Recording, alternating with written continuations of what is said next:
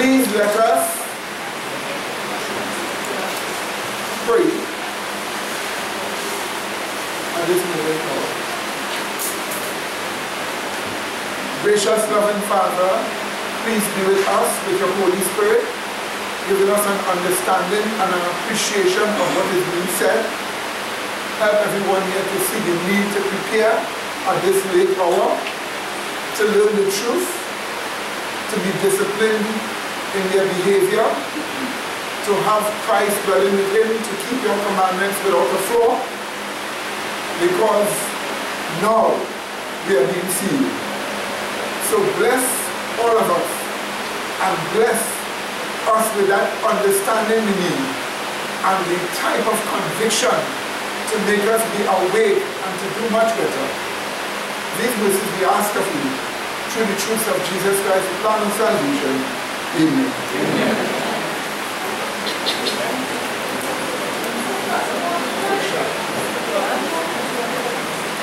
Please turn with me to Ezekiel chapter 38. Ezekiel chapter 38. Ezekiel chapter 38.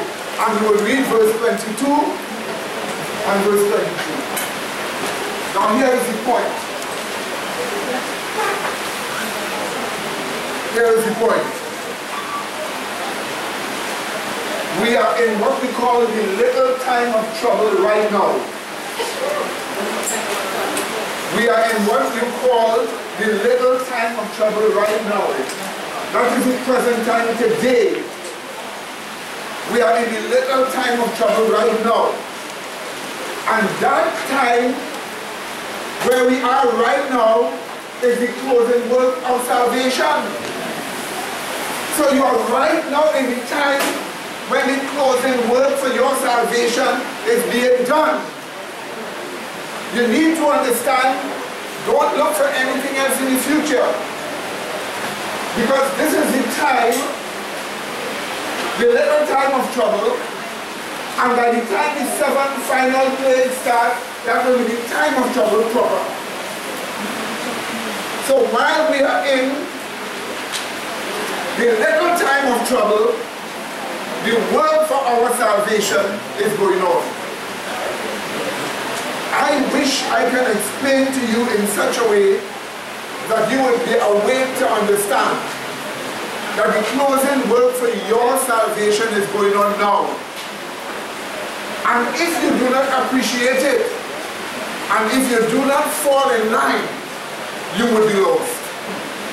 Because now, the closing work for your salvation is taking place. While this is happening, you have the 4 angels holding back the 4 winds of strife from blowing on the earth, because it is ready to blow. While we are still in the closing work of salvation, Christ is still in the heavenly sanctuary. While we are in the closing work of salvation, the sealing of the latter rain has begun.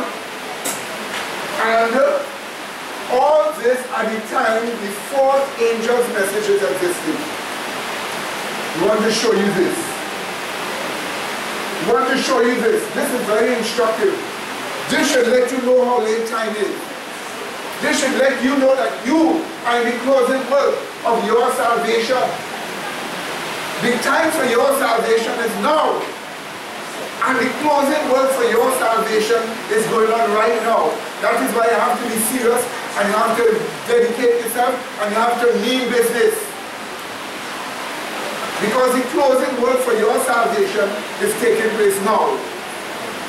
The sad thing about it is, in a period like this, when the closing work for people's salvation is occurring, they are letting that time become squandered.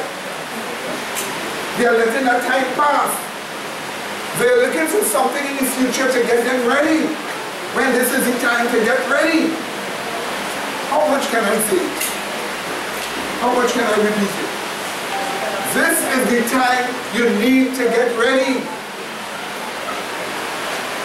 Some of you are looking for something in the future. But this is the time now to get ready. The opportunity has been presented to you. The way has been opened to you. And this is the reason why you need to be serious about your salvation. Is that understood, my dear brethren? So the first scripture we want to look at, we are seeing while we are in a little time of trouble, much destruction in nature is occurring. Last week a huge sinkhole opened in Saudi Arabia with water pouring down like waterfall. The whole country is inundated with flood. Hail, rain, unnatural. The desert is starting to grow. The whole place has changed. And while that is going on, plenty strange phenomena are taking place all over the world. Fishes by the millions are perishing, just dying. Animals are dropping dead. All these things are happening right now in the little time of trouble. The fire that took place in California, they've already passed 80 persons dead. And yet still, more than 600 missing. Rumor has it that 480 people have been found dead huddled together. In another place, 30 people have been found dead huddled together.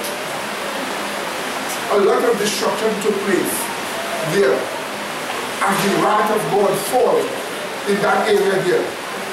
Let us see what we are told in Ezekiel chapter 38, 22 and 23. Pay attention to those verses. Ezekiel 38, 22 and 23.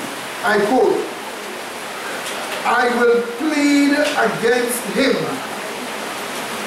with pestilence and with blood, and I will rain upon him and upon his bands and upon the many people that are with him, and overflowing rain. That even happened in Trinidad already. Yes. And great hailstones happening all over the world. Fire happening all over the world. And brimstone happening all over the world. Verse 23. Thus will I magnify myself and sanctify myself, and I will be known in the eyes of what? Many nations. And they shall know that I am one, Yahweh. So when these destructions are taking place, they cannot give an answer for it. They are struggling with global warming as an answer. But global warming is supposed to be based on carbon emissions from businesses. It's supposed to heat everything up. But instead of heating everything up, more rain, more water, instead of desert coming and creeping all over the place. Even desert countries are being flooded. So the lie is that global warming is causing the rain and the snow and the heat and the fire. They're using that as an excuse. But so much are happening that people are beginning to realize that it is God behind it. So much that a representative in Ohio, in the United States, identified the fire in California as the wrath of God. Who tell him to say that? They attack him in the Democratic Party. The media attack him and they say he should resign. There was a day when you can say this is the wrath of God. No, they don't even want you to say that. But this should show you how late time is. And that thing has changed and will never more be the same again. So we are told this here. Let me read for you a quotation from early writings, page 85 to 86. Observe. Here is what we are told in the spirit of prophecy.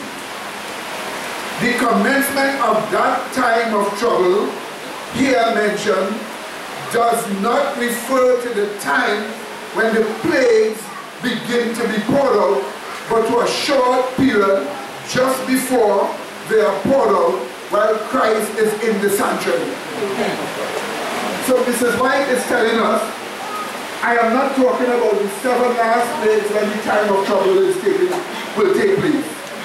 I am talking to a little period before that, while Christ is yet in the sanctuary, and this is a little time of trouble. This is what she says she's referring to. Let's continue. At that time, while the work of salvation is closing, trouble will be coming on the earth, and the nations will be angry. Let me tell you something, my dear brethren. While we are in a little time of trouble, and trouble is coming upon the nations of the earth, that period of time is while the work of our salvation is closing. So you need to know that the work for your salvation is going on now. You are in the closing scenes of your own salvation. You have to be serious about yourself. Because some of you are serious now and then. And some of you are looking for a future time when efforts for your salvation will be made. Overlooking the fact that this is the day of your salvation. Now is the time. But we are continued. We are told. At that time, while the work of salvation is closing, trouble will be coming on the earth, and the nations will be angry, yet held in check, so as not to prevent the work of the third angel. At that time, the latter rain, or refreshing from the presence of the Lord, will come to give power to the loud voice of the third angel, and prepare the saints to stand in the period when the 7 last plagues shall be poured out. Let's just stop here now. Page 85 to 86 of the reality. Let's just stop here for a while. This is the present time to be. This time is a little time of trouble. You know for yourself, you see the trouble happening. The little time of trouble is characterized by floods and earthquakes and all kinds of pestilences and so on. Now suddenly, a whole new set of diseases have been existing. Scientists tell us they have jumped the species barrier, which we know is a lie. They have engineered a hepatitis virus from rats and now spreading it in the human population. They have created flesh-eating bacteria and released them to the public so that people will be getting these viruses and it will be eating their flesh. A lot of death has happened like that already in the United States. All kinds of pestilences we have, all kinds of viruses, all kinds of destruction taking place. This is the little time of trouble. And while the little time of trouble is existing, the closing work of salvation is going on. We are told the 4 angels in Revelation chapter 7, 1 to 4, find it. They are holding back the winds of strife, let's read it, while the servants of our God are sealed in their forehead. Let's find it. Revelation chapter 7.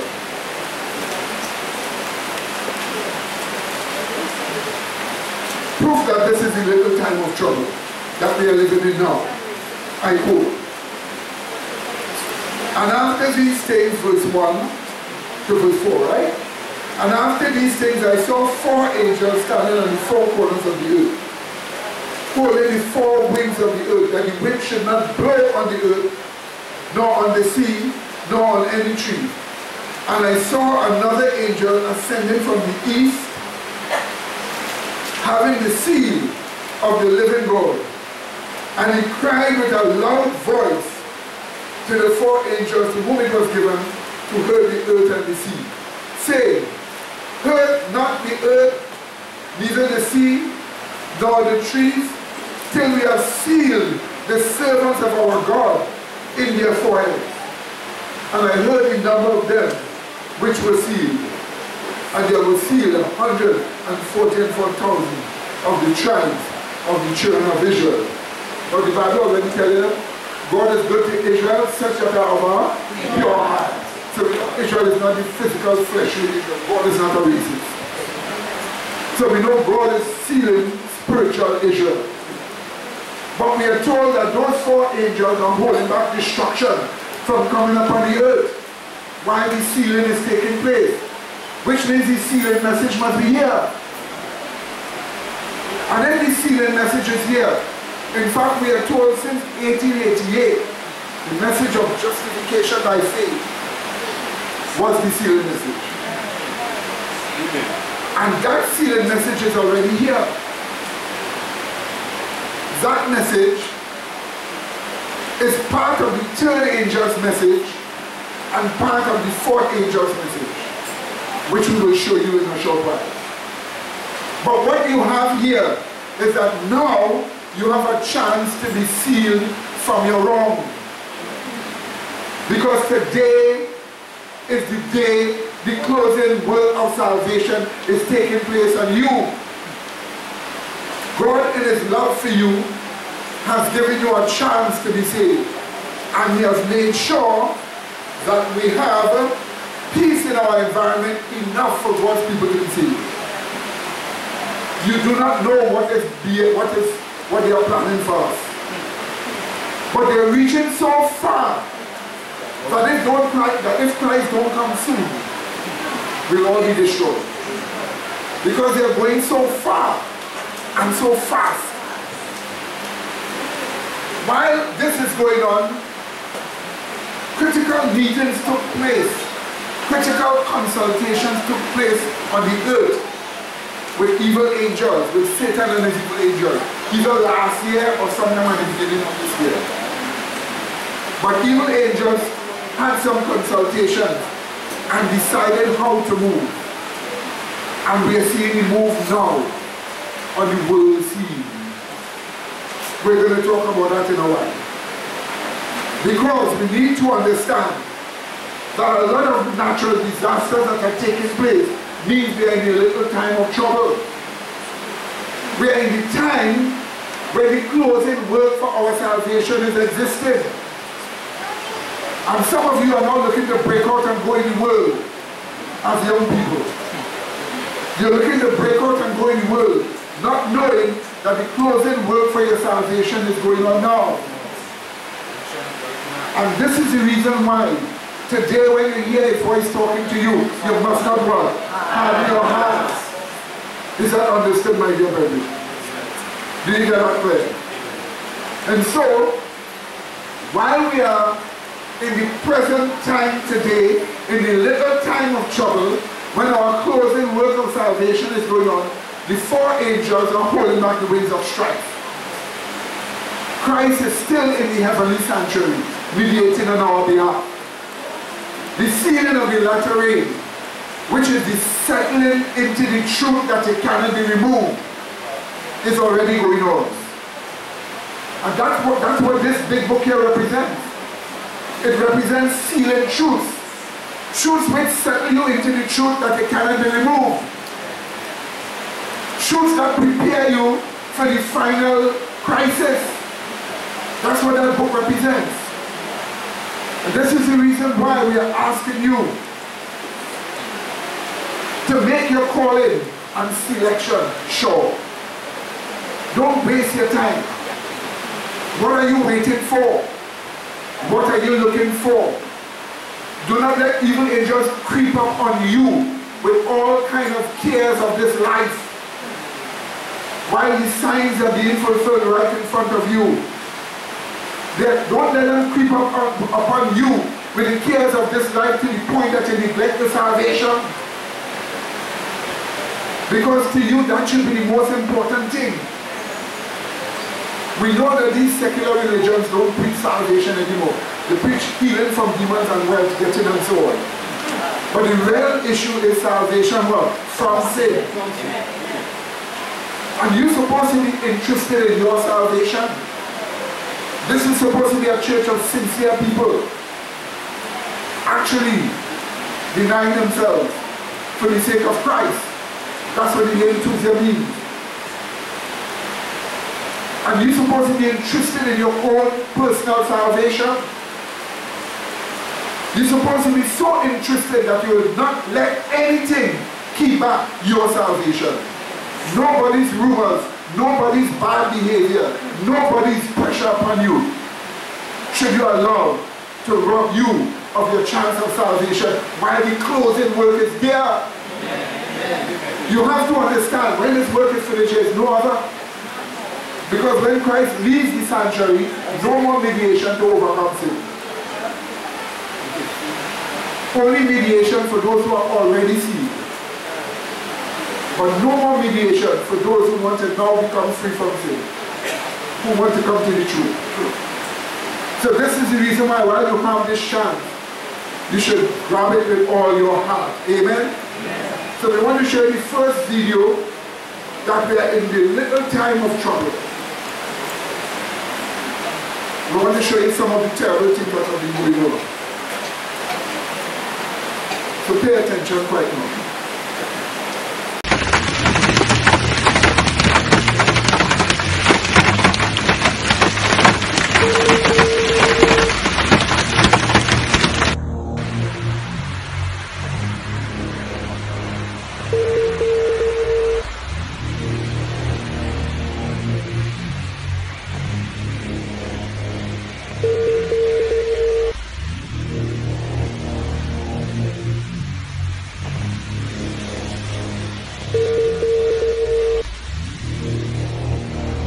There has been nearly a 2,000% increase in major earthquakes since the year 1900. From the years 1900 to 1918, the average number of major earthquakes per year was only 12. From the years 2000 to 2018, USGS has recorded 2,911 major earthquakes so far. Since 1918, large earthquakes have been steadily increasing. But after 2012, there was a major increase in the frequency of large earthquakes. From the years 2000 to 2018, the average number of large earthquakes has jumped to 243 per year. So far, 40 people have been relocated in San Vito, Costa Rica, from massive growing cracks that have so far caused irreparable damage to over 40 acres of land. And the cracks continue to grow, putting several more families at risk.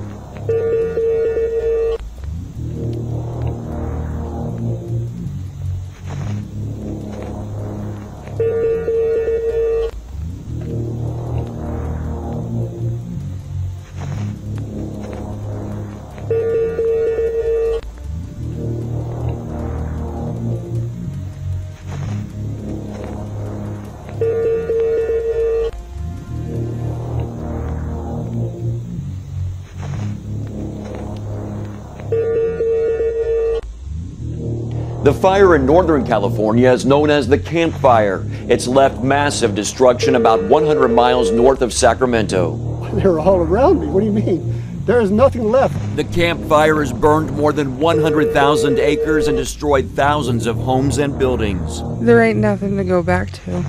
We're basically homeless right now. Take a look at the town of Paradise, California. Burned out vehicles are on the roads and the local hospital is destroyed. Governor Jerry Brown is calling for a major disaster declaration. As thousands evacuated, more than 200 people remain missing.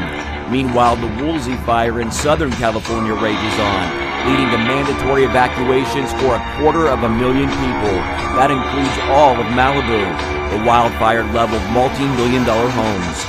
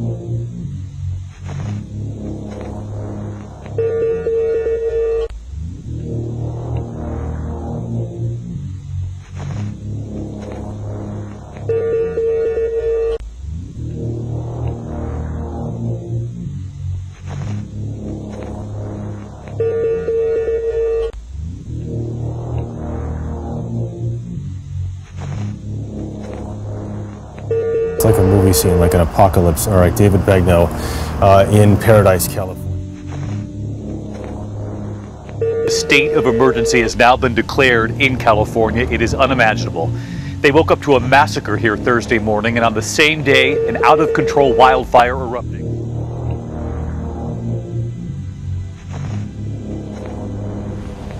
Fire is ripping through Southern California, with high winds driving columns of flame and smoke from the mountains to the sea. The fire, which broke out just before dawn on Thursday, erupting into a massive blaze bigger than the island of Manhattan in a matter of hours. The column of thick black smoke blotting out the sun, turning day into night, and burning an entire town off the map. a town called Paradise, now hell on earth. Fires forcing evacuations of star-studded neighborhoods like Malibu and Calabasas, with many celebrities posting to their social media accounts with their status. In Northern California, the town of Paradise turned to hell overnight. These incredible pictures show a tornado of fire raging there. The entire town is believed to have been destroyed. The city of Malibu is at risk. Powerful, unrelenting 40-mile-per-hour winds are pushing flames toward the Pacific, claiming home after home. I'm so scared right now. So terrified. As the fast-moving wildfire ravaged Northern California, the entire city of 27,000 people was forced to evacuate. Go! And if you take a look over here, this home has been completely gutted by fire and is collapsed right in front of us. Powerful, fast-moving, destructive wildfires burning a hole through LA and Ventura counties. The smoke caused by the fire is so thick, it's turned day into night. Oh my God, I can't even see. It's so smoky. The intense rising heat and turbulent winds have also led to tornadoes of fire. 20-year-old Colton Persifield shot this cell phone video as he drove through hellish conditions outside Paradise. He somehow made it to safety. Heavenly Father, please help us. A race for their lives through a corridor of fire. A huge tower of smoke rose thousands of meters into the sky.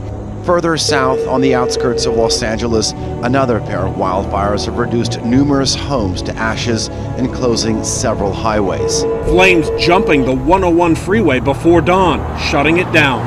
Filming on Instagram as embers pelted her car. Please, God. Please let me out. From above, the fire is almost like a great wall. Daylight and the extent of the devastation is clear. But the aftermath here is upon.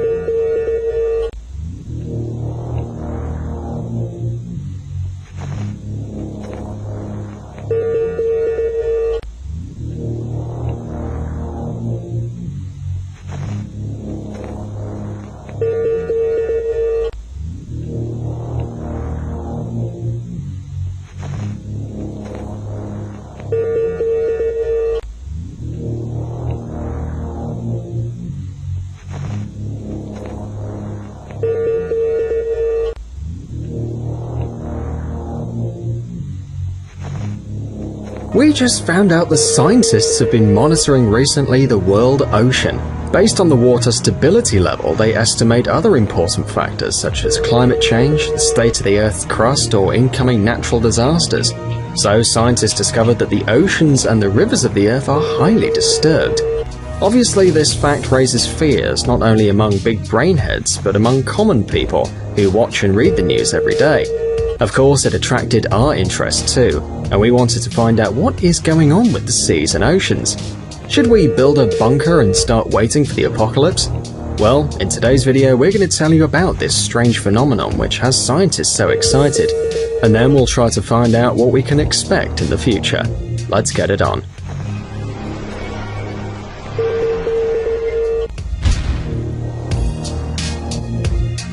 The very first signs of this inexplicable anomaly appeared in the port of the city Punta del Este, Uruguay on August the 11th.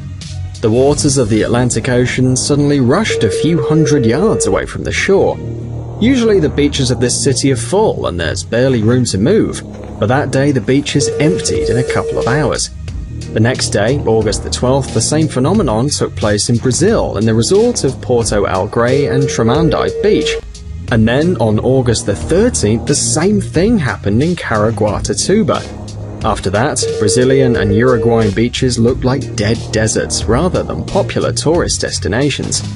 Many tourists and locals were really afraid because usually this phenomenon is a sign of an approaching tsunami. Right before the appearance of enormous and incredibly dangerous waves, the level of the coast waters lowers drastically, revealing hundreds and even thousands of yards of sea land. Nevertheless, this time the outcome was completely different and inexplicable. In spite of all the fears, there was no tsunami at all. But as you know, nothing ever disappears just like that. Hence the obvious question. Where did this huge quantity of water go? On August the 15th, a couple of days after the events, huge waves in the Pacific Ocean fell on the Chilean coast, which is, by the way, the opposite part of South America. Just imagine how the water traveled in such a short time. According to local resources, the waves were between 16 and 50 feet tall. But how on earth did all this water move from the Atlantic to the Pacific Ocean to hit the opposite coast of the continent? This still remains a mystery. As we see, all kind of things are happening. The sea withdrawing from some beaches and giant waves attacking other beaches the opposite part of the land. All kind of strange things are happening. We are also having what you saw there, animals just dropping and dying. We are having huge cracks appearing all over the earth. All these are signs of the great earthquake that is to take place. But this shows us that we are living in the last days and that we are actually in the little time of trouble. Now, when we're in the little time of trouble, the Bible tells us that we will have distress of nations with perplexity. Alright, that is in Luke 21. But because of time, you look at Luke 21, 25 to 31, and 34 to 36, you can take on that scripture. And we just want to give you an example of distress of nations taking place now. Pay careful attention to what you will see here. Again, you can take on Luke 21, 25 to 31, and 34 to 36, because it shows us distress of nations. So we want to give you a brief account of what is going on in the nation. Terrible things are going on in the nation. They are now forming a European army to fight America and other countries. Countries like Poland, Hungary, and others that have withdrawn from an immigration bill from the United Nations. This immigration bill in the United Nations has a clause that if you speak against immigration, or if you speak against immigrants, you could be jailed. They have gone so far taking away your freedom, so far taking away your rights and freedom that you can't even speak against immigration. Because the bill states that if you speak against it, they call it xenophobia, and you can be jailed. So America under Trump pulled out.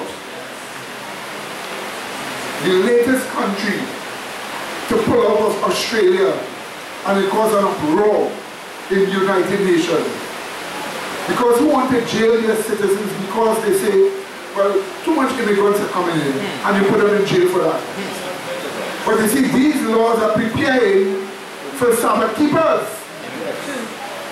We are the target. So distress of nations, let's just look at some of the distress of nations that happen here. Pay attention to these things. It's getting ugly in the United Kingdom. You're looking at Boris Johnson, and he just walks out of the House of Parliament and says, "Are you serious? What's going on here? For the first time in 1,000 years, the United Kingdom is not going to be in charge of its own laws to govern its own nation." What? Check this out. This is Boris Johnson. You know, the Brexit, these people, I mean, the United Kingdom, the people of the United Kingdom voted to Brexit the European Union in the summer of 2016. Here we are in late November of 2018, and the people are entangled in a chaos that they can't get out of. I mean, are you serious? Boris, help me! Stuff. We are going to, for the first time in 1,000 years, this Parliament will not have a say over the laws that govern this country. What? It's a quite incredible state of affairs. It will mean that we are having to accept rules and regulations from Brussels over which we have no say ourselves. It is utterly unacceptable to anybody who believes in democracy. It is not the right way forward. And there is a kicker. And the kicker is that not only are we going to remain in the customs union and in large parts of the single market, but also we will not have protected our precious union. Because if you look at what they've agreed today, and again we must caveat this and say you look at the reports, then it is also accepted that there must be customs and regulatory checks down the Irish Sea between Great Britain and Northern Ireland, which currently do not exist. So you can see he's saying basically it's a sellout. It's utterly unacceptable according to Boris Johnson. Order! That is the right deal for Britain, and it is the deal that we will be putting forward before this House. It's a huge and damaging failure. Because they can't be delivered upon. A vassal state with the breakup of the United Kingdom. I don't believe this is a good deal for Britain's long-term future. It will be ferociously opposed. The botched deal she has brought back. It was dead on arrival at St Tommy's before you stood up. Why does the Prime Minister stand in the face of the legitimate demands? This is the biggest voluntary surrender of sovereignty in living memory. Every single one of our plans means people losing their jobs. This isn't a parlour game, it's real people's real lives. What my right honourable friend says and what my right honourable friend does no longer match. We will be poorer as a country. There is no deal better than staying in the European Union. Their hands up if they actually do support the Prime Minister on this set of proposals. Not one. Not one. Let's just be honest, this whole thing was designed to fail from the very beginning. Theresa May never intended to dignify the referendum result. I warned that they were going to stab us all in the back from day one. Theresa May deliberately negotiated a crappy deal, knowing it would be rejected so as to create the pretext for cancelling Brexit. If you enter into a negotiation with no limits on the length to which you'll compromise, that's not a negotiation, that's a capitulation, that's surrender. From the start, this has been one long process in managed surrender. My right honourable friend, and she is unquestionably honourable, said that we would leave the customs union. Annex 2 says otherwise. My right honourable friend said that she would maintain the integrity of the United Kingdom. A whole protocol says otherwise. My right honourable friend said that we would be out of the jurisdiction of the European Court of Justice.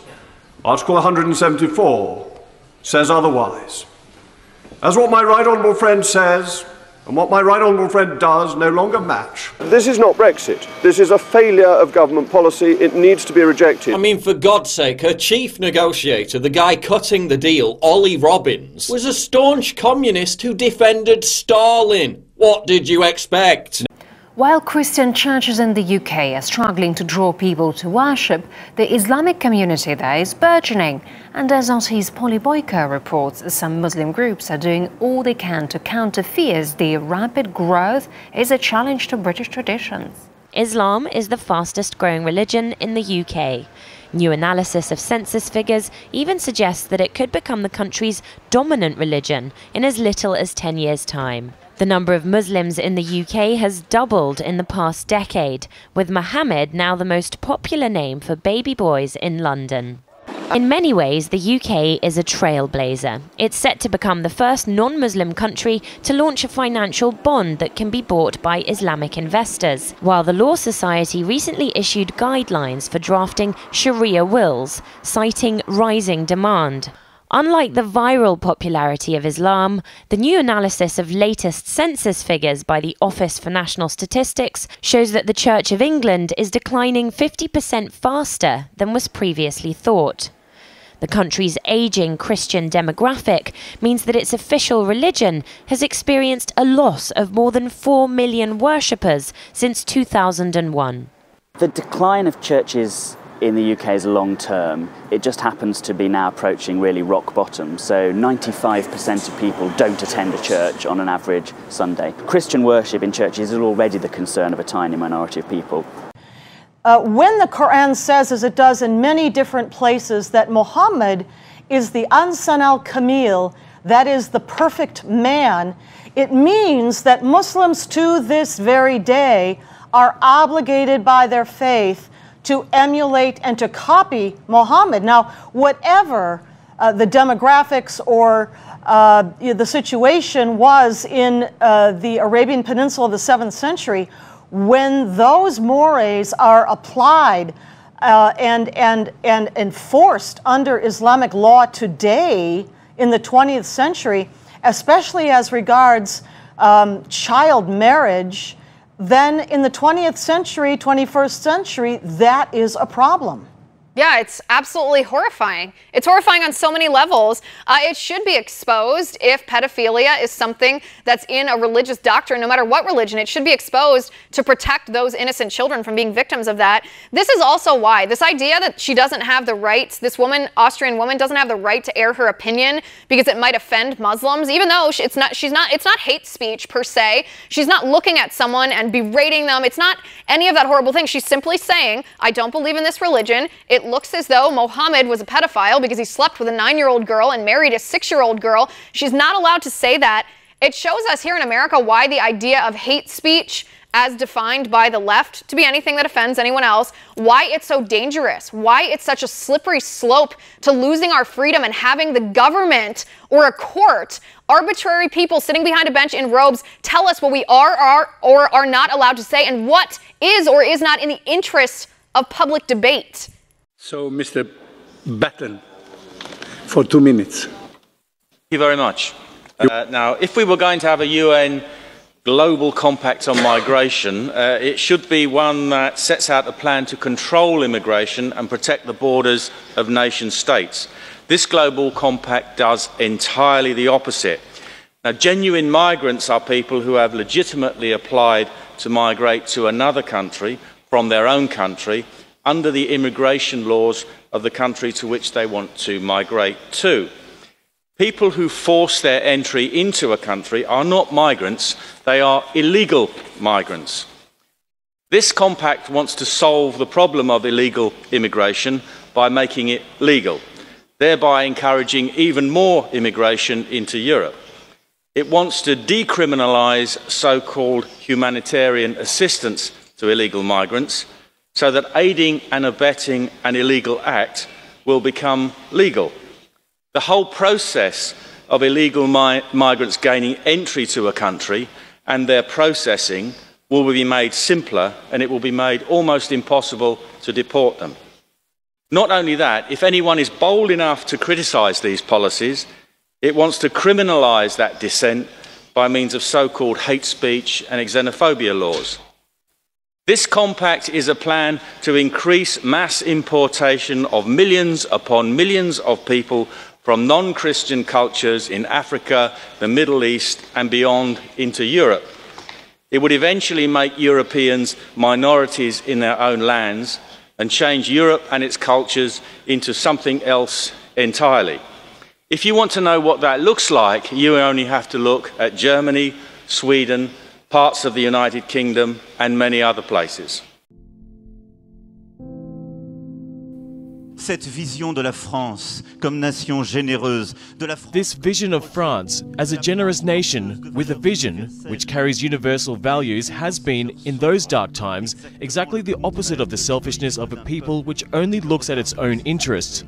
Because patriotism is the exact opposite of nationalism. Patriotism is the exact opposite of nationalism. Nationalism is a betrayal of patriotism. In saying, our interests first, whatever happens to the others, you erase the most precious thing a nation can have, that which makes it live, that which causes it to be great, and that which is most important.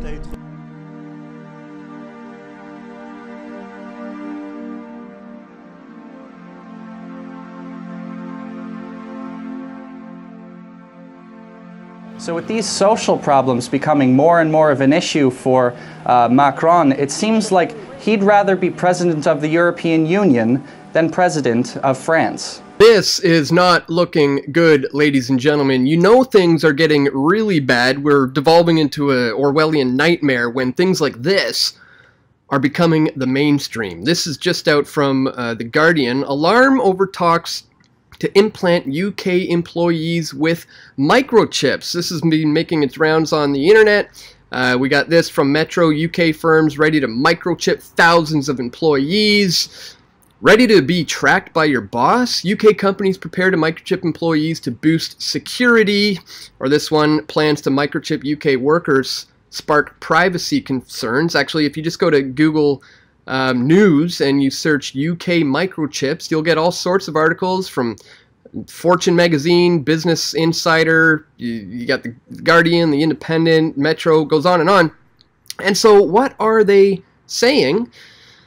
Well, concern is growing that UK firms are considering implanting microchips into their employees to boost security. The Democrats are now stalking members of the Trump administration. My friends, I'm telling you, there is a day coming, perhaps this year, they're going to shoot members of the cabinet. They're going to shoot members of the House and Senate. The next step will be physical confrontation, where they're going to throw something on them. They're going to throw blood on them. They're going to throw paint on them. They're going to do something outrageous. That will then be followed by the physical violence. Yes. It's coming. The Democrats have lost their minds. They've gone insane. They're anarchists. They're finally coming out and saying, we're communists. We're radicals. We're anarchists. We want to tear the country apart. That's what they're doing. And they're stalking members of the U.S. government. I don't know, are we going to have to put bodyguards around every member of the cabinet, every member of the House and Senate? Is that what we've come down to? We have to put bodyguards around our elected officials to protect them from Democrats? The guy who negotiated for Britain to come out of the European Union, the Brexit, was a rank Stalinist communist. How could Britain take a Stalinist communist to do that? You see, the whole thing is just what? Conspiracy after what? Conspiracy. People will lose their jobs. People will lose their freedoms. The country, not even Britain, they investigate their borders, as the European Union will now be doing. In Britain, Parliament can no longer make laws. The laws will have to come from Brussels. They will just have to rubber stamp it. And this is supposed to be leaving the European Union. So what they did, they make a deal as if they're leaving, but actually as if the European Union has full control. And this is what all the members of Parliament spoke against. But this is not all. There are more things I would like to show you. I would like to show you where they explain that the Democrats are now planning to kill Republicans. Distress of nations are taking place. There are also videos here showing you many more horrible things taking place in the nation. So go to the next shot after.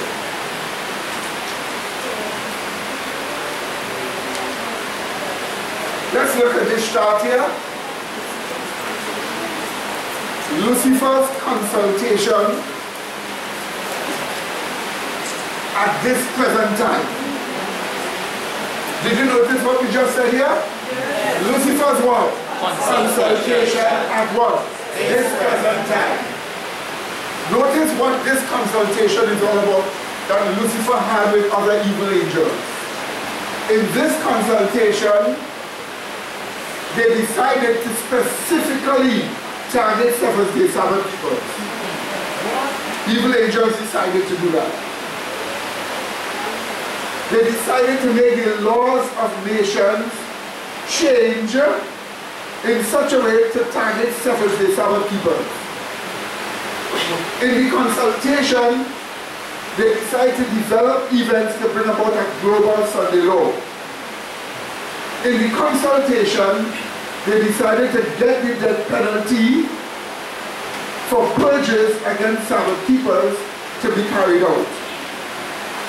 In the consultation, they decided to use confusion and division in the church to hinder the church's success. Mrs. White, in the book Testimonies to Ministers and Gospel Workers, identified this consultation. She even gave us a time frame as to when it would happen. Let us read and see if we can guess when this consultation with evil angels took place. Let me read for you from Testimonies to the Ministers and Gospel Workers. Here is the time frame. She says this: as the people of God approach the perils of the last days. Did you see that? Amen. It is as the people of God approach what? Perils of the what? Last days. That's now. So this consultation must have taken place to speed up the events that are now taking place in America and in Europe. That's the reason why they have decided to create a European army.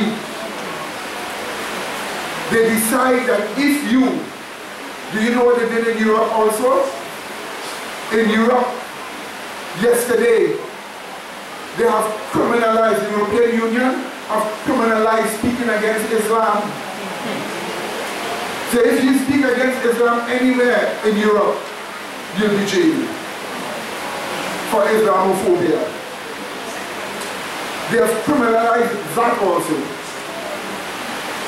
Then they put ex-Tony Blair in charge of an organization to deal with what they call anti-Semitism. Do you know what is anti-Semitism now? Saying anything against the state of Israel. So if you say anything against Israel, you could be charged and jailed for anti-Semitism. This is how far things have gone.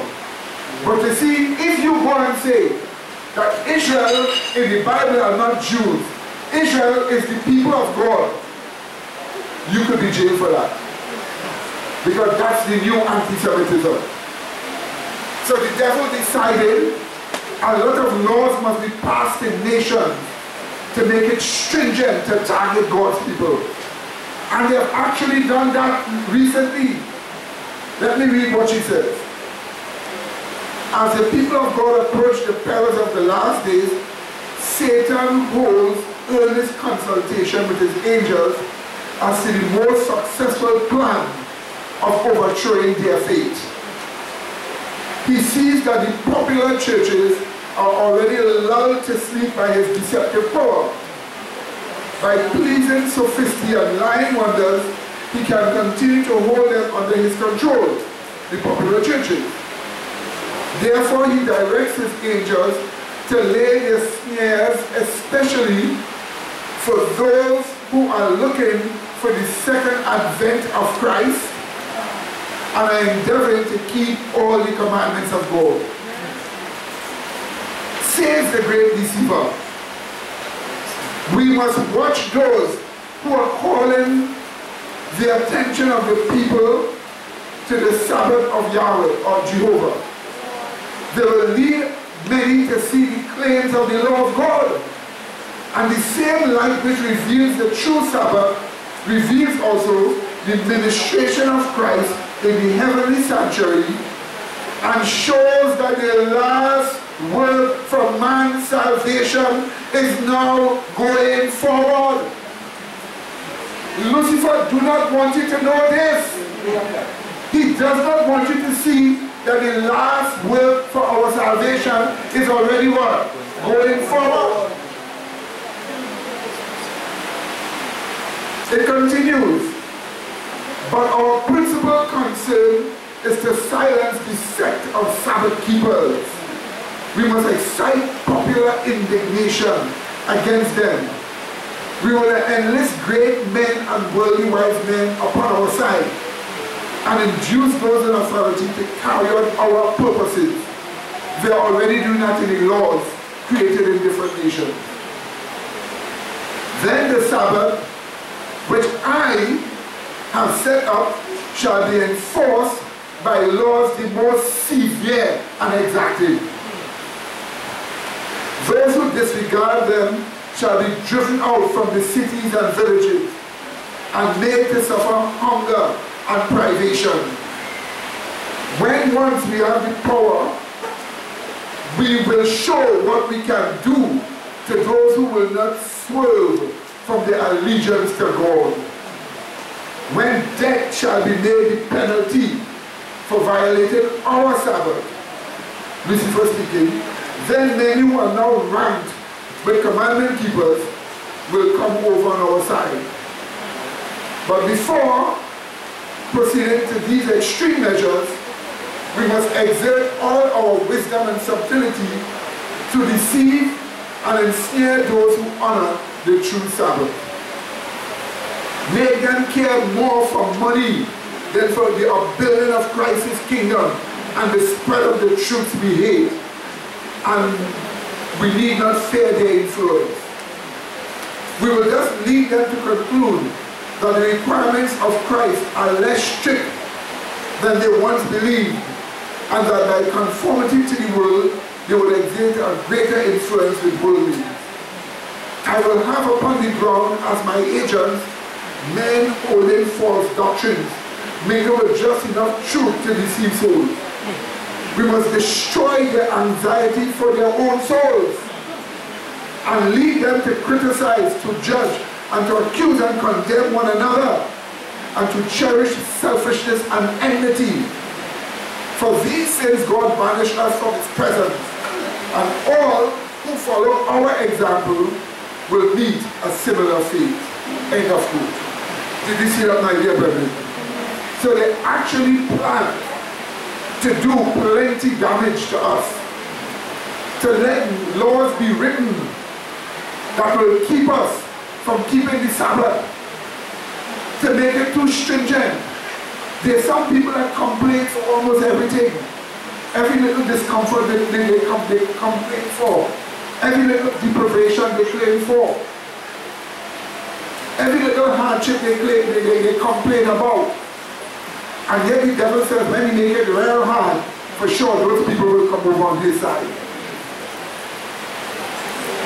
I remember I had to create hardship for myself, to learn, to fight against these ones. Literally deprive myself of food, deprive myself of sleeping in a comfortable bed, make it hard for my own self, and keep me safe while it was happening. And while you are facing situations in your life, use these situations to make it get more sealed in serving God. It is hard for you, it is hard for many people. But use this situation to seal yourself in serving God. Remember, we are told if you suffer with Christ in you, you will reign with him. What you need is to suffer with Christ in you.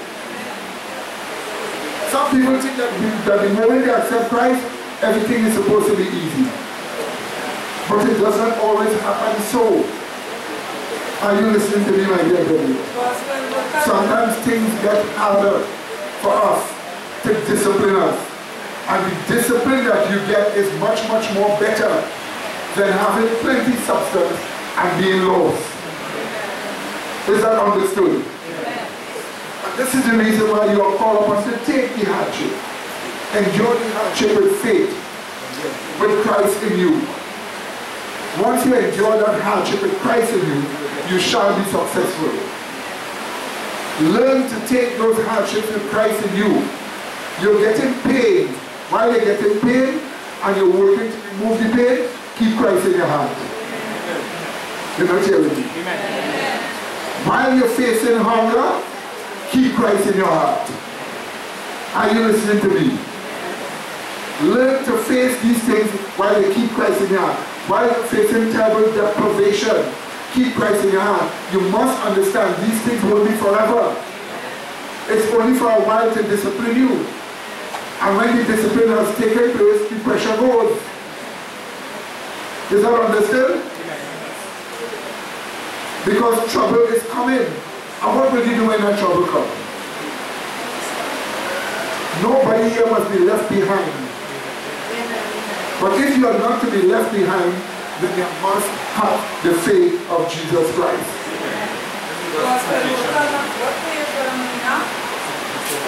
Page 472, 473, 474, 475. So 472 to 475. Testimonies to ministers and gospel workers. You see, nations have been changing their laws to target Seventh-day Adventists. They have been changing their laws because Adventists are the target. Evil angels commanded that that be done. Let's go forward, brother.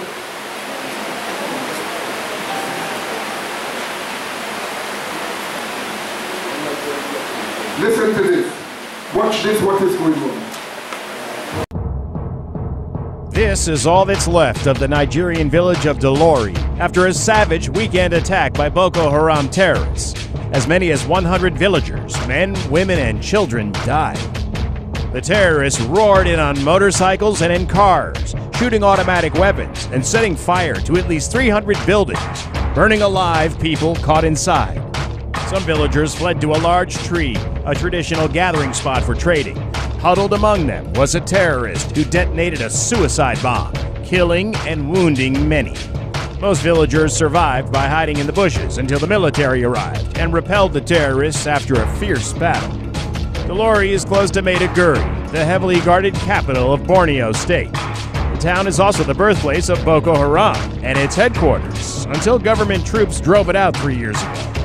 Maiduguri is also home to about 20,000 displaced Nigerians who fled their villages and towns after Boko Haram raids and suicide bombings.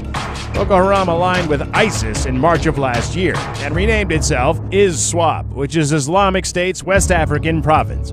It also claimed the title of world's deadliest terror group for killing more than 6,600 people in Nigeria, Chad, and Cameroon in 2014. This weekend's attack shows that Boko Haram is determined to retain its terrible title.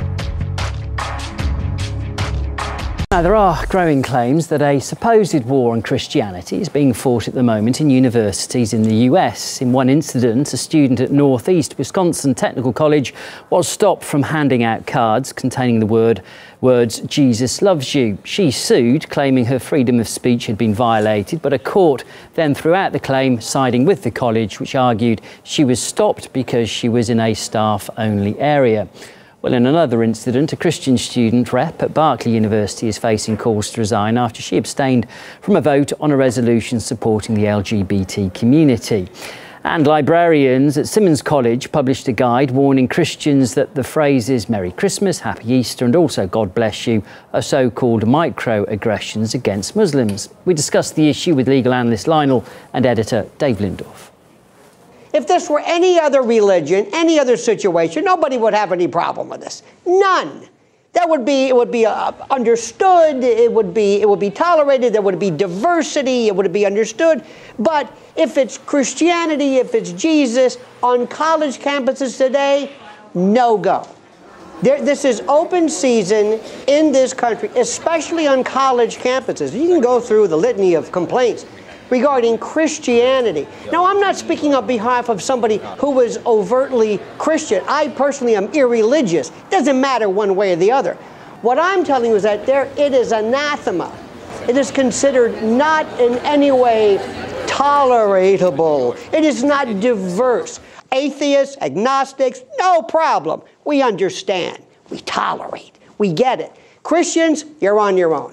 That's a fact.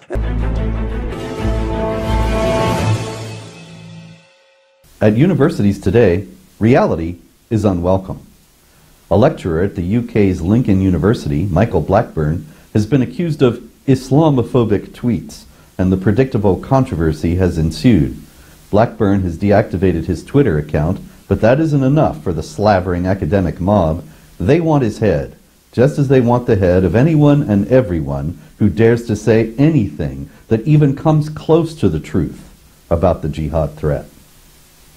According to the Lincoln Tab, Blackburn is not a one-time offender, but a habitual criminal. The Tab says, between 2012 and 2018, Michael Blackburn, who teaches English at Lincoln University, tweeted a series of Islamophobic and anti-feminist tweets. One said, "If the left hadn't told me the EDL were the real threat, I would have carried on thinking it was machete-wielding, Quran-quoting Muslims." More recently, in 2017, the English lecturer said, "I know the media haven't told us, but I suspect these terror attacks were carried out by Muslims because of Islam." Now let's see. Which group has been responsible for more terror attacks in the UK? The EDL or machete-wielding, Quran-quoting Muslims?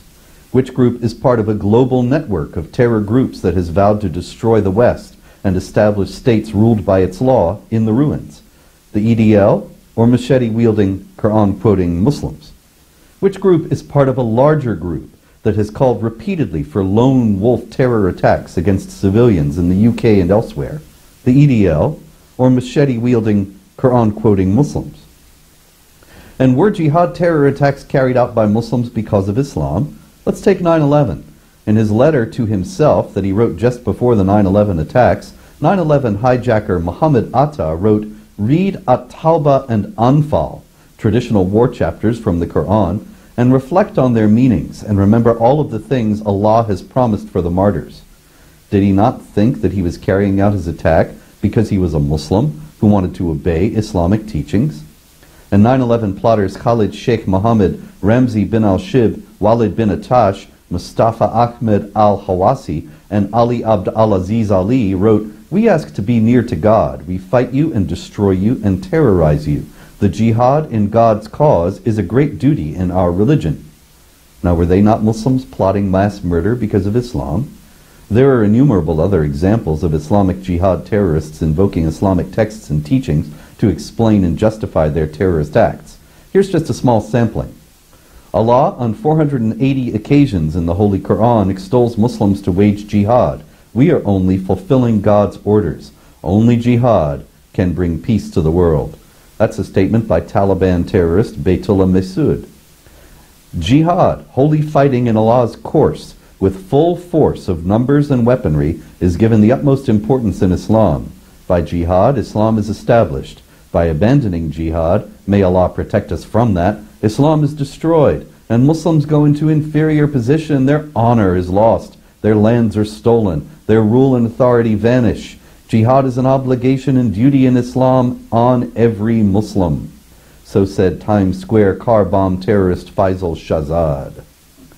So step by step, I became a religiously devout Muslim, mujahid, meaning one who participates in jihad. That statement comes from Little Rock, Arkansas terrorist murderer Abdul Hakim Mujahid Muhammad. And now, after mastering the English language, learning how to build explosives, and continuous planning to target the infidel Americans, it is time for jihad. That one comes from Texas terrorist bomber Khalid al-Dasari. Nevertheless, Michael Blackburn's remarks, although manifestly true, are deemed Islamophobic by the Lincoln Tab, and now Blackburn is embroiled in a controversy. Perhaps unexpectedly in this cowardly age, Lincoln University officials have defended him, stating that they recognize individuals' rights to hold different beliefs and views, and that the ability to speak freely and to explore ideas is fundamental to the idea of a university. It is good that Lincoln University has defended him, although instead of standing on free speech grounds, as good as that is, it could and should have pointed out that what Blackburn wrote was correct, accurate, and commonsensical. That Lincoln University officials did not dare to do this is a sign of how insane our age really is. A law criminalizing religious conversions and the hurting of religious feelings went into effect in Nepal a year after the bill was passed. Nepal's Christian minority fears the new law will be abused by those seeking to settle scores, as has happened frequently in neighboring India. After the bill was passed, Nepali MP Nokmani Dakhal asked for a removal of the sections criminalizing conversions, saying, "It seems very clear to me that this country, when preparing the civil code, has forgotten it is a signatory to the international treaties that protect the freedom of religion and human rights. Please don't let it be possible for the world to say of Nepal that we are the kind of nation that on the one hand signs international treaties, but when making internal laws and in implementing them does something else." Hindus account for over 80% of Nepal's 26 million people. According to the 2011 census, there are just 364,000 Christians. But many observers believe there are significantly more, but that newly converted Christians would be afraid to state their religion and so remain registered as Hindus. And residents absent when the data was collected were recorded as Hindu. In a recent interview with World Watch Monitor Professor Tonka Subedi, chairperson of Nepal's Religious Liberty Forum, said he was shocked at the comments made by the Prime Minister earlier this year when he openly criticized foreign Christians for converting people to other religions. We have deported many who came to Nepal in the name of observation when they actually were converting people to other religions, the Prime Minister, KP Ollie, said in March. Subedi said that when he heard these things from the Prime Minister, that was not what we expect from a Guardian. One of Pakistan's Islamist parties has said it will call off the protests it was planning after this Christian woman was found not guilty of committing blasphemy. In return, the government will try to stop Asia Bibi, who's been on death row since 2010, from leaving the country. The TLP party was going to hold 3 days of protests in major cities. Islamist parties have portrayed Bibi's release as the government caving in to Western demands. She'd been accused of making derogatory remarks about Islam after neighbours objected to her drinking water from their glass because she wasn't a Muslim. TLP leaders have now called for the 3 judges who found her innocent to be killed. Well, America has experienced a rapid, in fact, a massive inflation in genders. At one point, biologists were allowed to determine what biology was, and there were 2, male and female. Now there's agender, bigender, two-spirit, hydra. We could go on forever, literally forever, because the core orthodoxy is that there are infinite genders, but not everyone agrees. Some people believe in science. At their peril, it turns out. Lake Engel is one of them. He's a student at Indiana University of Pennsylvania. In a religion class, a class about Christianity, he stated his belief that there are 2 genders because, again, that's biology. And for that, he was told he had to apologize in front of the class, stand silently while they critiqued him. Re-education camp stuff. Lake Engel joins us tonight. Lake, thanks for coming up. Thanks for having me, Tucker. So I don't know if I was mischaracterizing that. You had this professor called Allison Downey who was so threatened because you disagreed with her that she tried to get you to sign some form apologizing for your unorthodox, non-allowed thoughts. And then what happened? Right, yeah, she asked that I would sign a document complying with her asking me to apologize to the class as well as giving her a written apology. She asked that I would stand in front of the class in silence as I apologized, and then they would give any comments on my outbursts. Did she say what specifically she was so offended by? She didn't like the fact that I disagreed with the subject being pushed in class being more than one gender, male privilege, systemic sexism, and mansplaining. Is mansplaining a measurable thing? I mean, is it a like species of social science studying mansplaining? What is mansplaining anyway? Do you know? Did you learn? I'm not sure. I think it's any time a man speaks, really. Huh. And so no, it isn't measurable. What did you, right, I mean, it's a species of dumbness, really. So, but what did you, it's propaganda, what did you say about gender that made her so mad, specifically? Well, I first referenced entities like The Economist who have debunked the myth of the 77 cents on the dollar wage gap.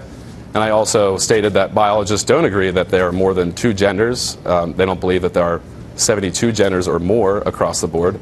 Most of them disagree. And she really didn't appreciate that. So by citing the longstanding view of biologists, the hard scientists, Allison Downey, who supposedly, you say she's a professor, tried to get you to stand in front of the class and take abuse. Did you do that? No, I didn't. I was supposed to, but she really didn't give me a chance. I was given 10 days to comply, but the day after she asked this of me, she decided to push it on through to the university's provost office to then hold a hearing, which would decide whether or not it could be allowed in class, period. Why do you go to this school? Or why does anybody go to this school or any other school? I mean, what are you getting out of this exactly? Well, I initially went for athletics my freshman year, but that's a long gone dream now. I'm pretty much just stuck here. the most insane, ludicrous report I've ever heard. Well, what am I talking about? How about this?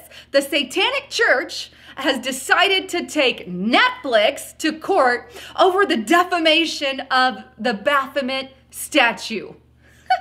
Yeah, no joke. They are very upset with Netflix because they went and put the Baphomet statue on their show Sabrina, and it looked a little more masculine than feminine in its chest. And not only that, but the fact that they believe that they painted the Baphomet in an evil light. Yeah, that's insane. That thing is evil. Well, check out the report so you don't have to take my word for it. This is on One America News Network, and it's titled, Satanic Temple Sues Netflix Over Sabrina's Use of the Baphomet Deity. It goes on to state that the Satanic Temple sued Netflix Incorporated and Warner Brothers Entertainment on Thursday, seeking more than $50 million for their alleged unauthorized use of the statue of the goat-head deity Baphomet in the series Chilling Adventures of Sabrina. They accused the defendants of copyright infringement, trademark violation, and injury to its reputation. That's insane. But it goes on to say that the reputation was infringed because it was implied that the Baphomet stood for evil. It goes on, the unique elements of TST's expression of the idea of Baphomet, in particular the use of the male chest, rather than the voluptuous large female breast, and the configuration with a small boy and small girl looking at the sabbatic goat head of the statue were unquestionably copied by the defendants, said the complaint. What on earth is happening here? Abraham Lehrer of the Central Council of Jews of Germany has the answer. Hate cops. In a recent interview, Lehrer laid out the plan because this thing is really getting out of hand. There must be a jolt through society, says Lehrer. And that jolt would be cattle prodded by a chief hate cop, a commissioner, heading up a ministry of speech, so to speak, where all referrals, according to Lehrer, of hatred of Jews would be disseminated within all EU government departments. It's an ambitious plan, but can it work? Bernard-Henri Lévy, that verbose French Jewish philosopher of all things Semitically correct, remonstrates that there's a new anti-Semitism which, under the cover of love, lurks a monster of hate. My conviction is that the only way today to be seriously anti-Semite, means to be anti-Semite with the conviction that it is not only by a sort of wickedness, but that it is for a sort of good of general humanity. The only way relies and can only relies on three arguments. The new anti-Semitism of today, which is shaping itself since a few years or decades, says, number one, we hate the Jews. The Jews deserve to be hated, not because they are Jews, but because they are solidar, they are friendly with, they are supportive of a state which we are obliged to say that is a criminal state, illegitimate, having no right to be settled where it is, which is the state of Israel. Funny how the dictionary defines a Semite as someone speaking a Semitic language. But anti-Semitism is defined as hostility toward or prejudice against Jews or Judaism, and only Jews. Now it's time for a new definition because the old one is worn out. This new anti-Semitism, meaning political criticism of the State of Israel, must be opposed, insists Lehrer. With anti-Zionist Muslims coming in, he says, and the growth of the Alternative for Germany AfD party, With its anti-Semitic sentiments in certain wings, authorities must be equipped to take action. Anon, he prescribes mandatory classes for Muslim immigrants to teach them democratic values so as to purge away any undemocratic anti-Zionist speech lurking under their lips. Right, so you see the new anti-Semitism speaking against what? The state of Israel. And all these laws are making it hard for us because you can no longer go and say that Israel has Christians, those who have a pure heart, and that they are God's people, but not the Jews in Israel. If you say that from the Bible, that's the new anti-Semitism. So you see, the devil now has marshaled a whole set of things to fight against God's people. If you say anything against Islam, they call it Islamophobia. If he himself, you speak against this goat-headed statue, you can be sued. Everything, I don't know why the courts take up those things. Why does the courts take those things up? It just doesn't make sense. But yet the courts are doing that. Yes. Considering Christians in Nepal, yes. Not to show that they are Christian, but fear of Well, you see, in Nepal, they passed a law banning conversion. So if you go to preach to some person in Nepal to convert them, it's against the law. If they convert to your religion, you could be jailed because it's against the law. They passed that in Nepal, that's what you will see. But the person was saying it has more than the amount of Christians they say it has in Nepal, because some of them don't want to be identified that way because they will get into trouble. They just say they are Hindu, but they are not. But we know those are the compromises. But that's not the point here. The point here is you have a law banning what? Conversion. That's the reality. And that's what we will show you. Now, my dear brethren,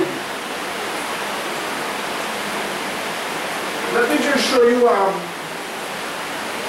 one more thing here. There's a lot of danger for Christians. They have even learned to make mob violence. Mob violence is growing against Christianity all over the world. Because it is to lead to the purge, where they will seek in one day to wipe Christianity off from upon the face of the earth. We will have smaller purges where many Christians will die for the Sabbath. But there's a bigger purge that will be produced by the United Nations. People's mind must get ready for it. So they have a lot of violence here against Christians. These are Muslims doing the violence. It's always they themselves starting the violence.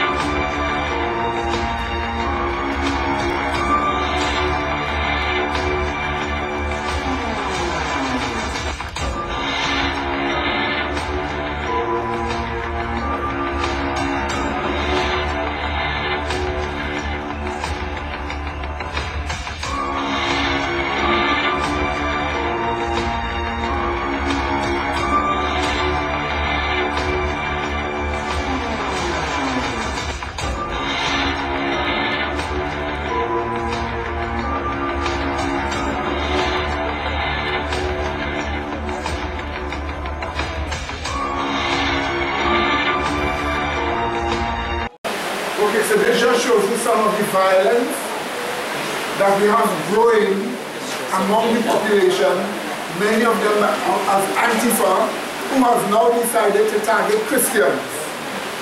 So this again shows you Satan's plan of using violence to stop Christianity. Now let us just look at the message. We see the time that we are living in.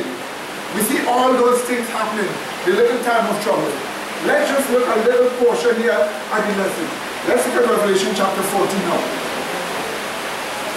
9 to 12. 9 to 12. Now there are two angels whose messages are identified as loud cries in the Bible. Two angels whose messages are identified as loud cry in the Bible. Let's look at the first one in Revelation chapter 14, 9 to 12. Let's look what it tells us. Quote,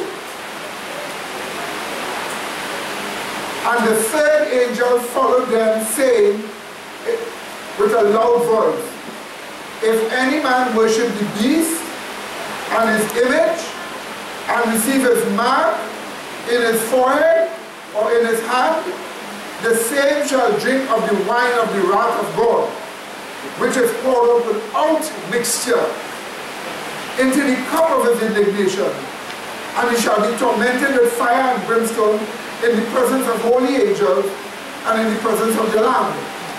And the smoke of their torment ascended up forever and ever, and they have no rest day or night who worship the beast and his image, and whosoever receiveth the mark of his name. Here is the patience of the saints. Here are they that keep the commandments of God and the what? The faith of Jesus. You'll observe how this one starts off. The third angel followed and said with a what? Loud voice. So the loud cry of the third angel gives us a message of the unmingled wrath of God falling upon those who worship the beast, worship the image of the beast, receive the mark of the beast. That's what this angel tells us. But that same angel also explains who are the saints of God at that time. We are told they do what? They keep the what? The commandments of God and have the what? The faith of Jesus Christ. This is where the message of justification by faith and the third angel's message comes out. When you hear the third angel's message, justification by faith, it comes out of they that keep the what? Commandments of God and the faith of Jesus. That part of the loud cry of the third angel. So the loud cry of the third angel will tell us the unmingled wrath of God falls upon those who worship the beast, worship the image of the beast, receive the mark of the beast, and it explains what the saints of God at that time, they keep the what? Commandments of God and have the what? Faith of Jesus. Once you have the faith of Jesus and you keep the commandments of God, it means you have been justified by faith. So this is where the message of justification by faith comes from with regards to the third angel's message. But let's just look at Revelation chapter 18, 1 to 5. Here is the next angel with a loud voice.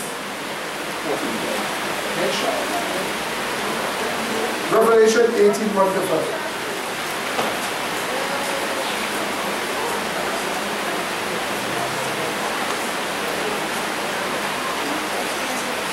Notice that this fourth angel gives you a louder cry than the third angel. Let's read. Chapter 18, we read from verse 1 to 5. And after these things I saw another angel come down from heaven, having what?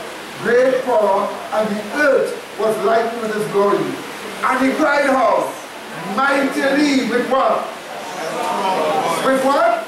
A strong voice saying, Babylon the great is fallen, and is become the habitation of devils, and a hole of every foul spirit, and a cage of every unclean and hateful bird.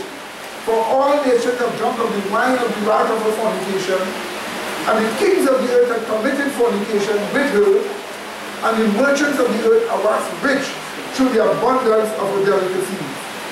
And I heard another voice from heaven saying, Come out of her one, my people, that you be not partakers of her sins, and that you receive not of her plagues.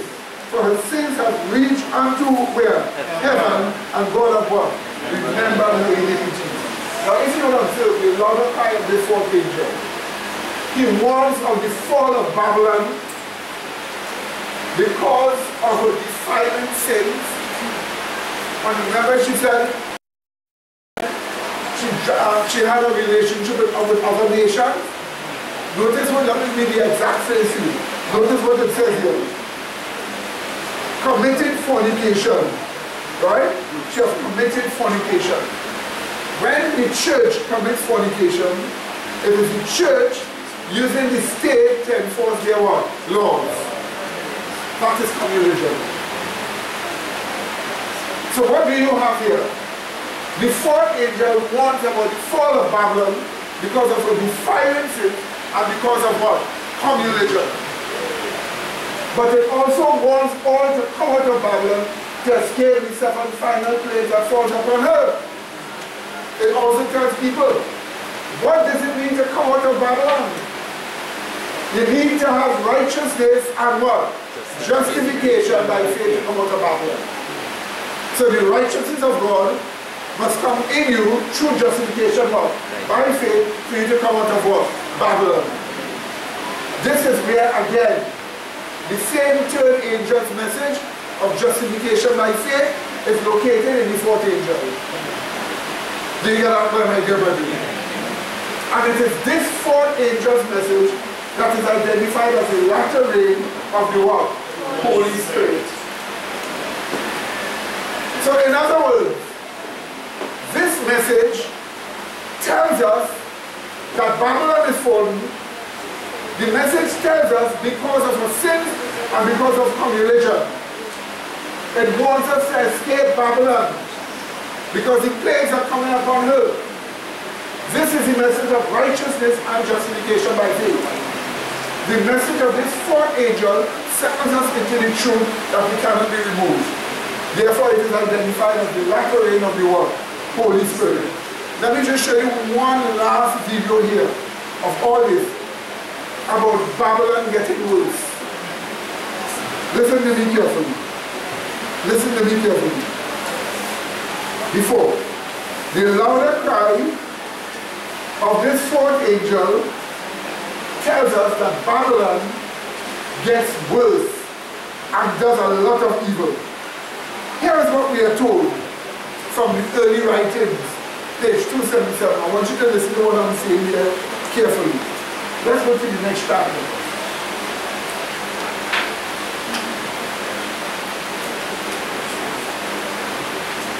Watch this. Here we go.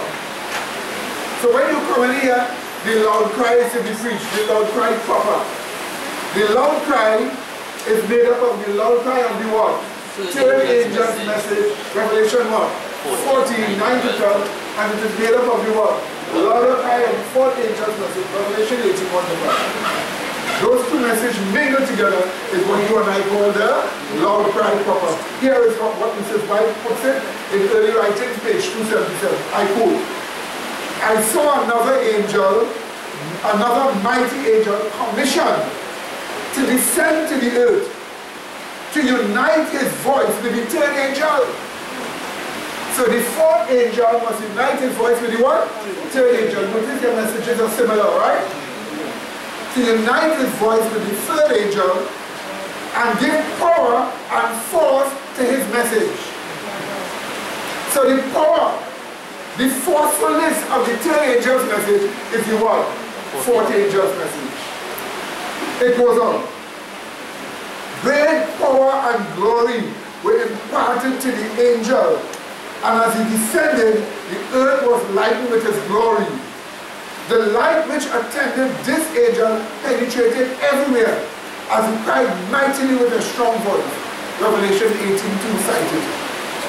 The message of the fall of Babylon, as given by the second angel, is repeated with the additional mention of the corruptions which have been entered into the churches since 1844. The work of this angel comes in at the right time to join the last great work of the third angel's message as it swells into a loud cry. So when the third angel's message swells into a loud cry, that loud cry that it swells into is the what? fourth angel of Revelation 18. It goes on. And the people of God are just prepared to stand in the hour of temptation which they are soon to meet. I saw great light resting upon them, and they united to fearlessly proclaim the third angel's message. Notice this. Mrs. White is saying they were united to fearlessly proclaim the first angel's message, the third angel's message, sorry. And guess which text she puts for the third angel's message? 14. Revelation 18:4. Come out of her, my people, that they be not partakers of a sin. This message seems to be an addition to the third message joining it. End of quote. So, brethren, I just want you to know this very carefully. Listen to me again. This is the time of the fourth angel's message. This is the time of the sealing of the fourth angel's message. The fourth angel's message is the third angel's message explained. It is the third angel's message explained more deeper. Explained in a way to set you into the truth. Now I'm trying to carry you somewhere. This is the time you're living in. You're living in the time of the little time of what? Trouble. While the work for your salvation, the last work for your salvation is going on. While that is the case, the third angel's message, beginning to swell into a loud cry, is the fourth angel's message, which is the latter rain, which settles you or seals you into the truth that it cannot be removed. And that is the preparation you need. A sealing, a settling into the truth that it cannot be removed from Christ or righteousness. This settling into the truth is your salvation. So when the judgment starts upon you, you will not be found wanting. But not just only this. Listen to me carefully. When therefore you hear about the loud cry proper, it means what? What does it mean? Plus what? Together, they are called the loud cry. Did you get that clear? Did you get that clear, my dear brother?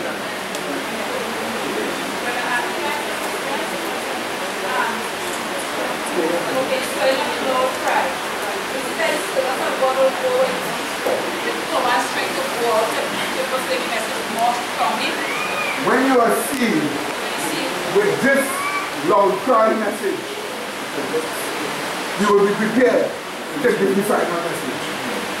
But to be sealed with this message, you have to understand what the third angel message is all about. You have also to understand what the fourth angel message is all about. Because the fourth explains the third and gives force to the third. And that truth is what seals you into the truth that you cannot be removed. That is what seals you when you receive the sealing. That is what seals you. You should be preaching now while you're being sealed.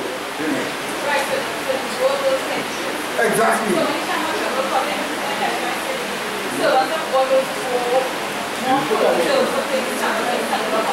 No, the time of trouble comes when the 7 last plagues begin to fall.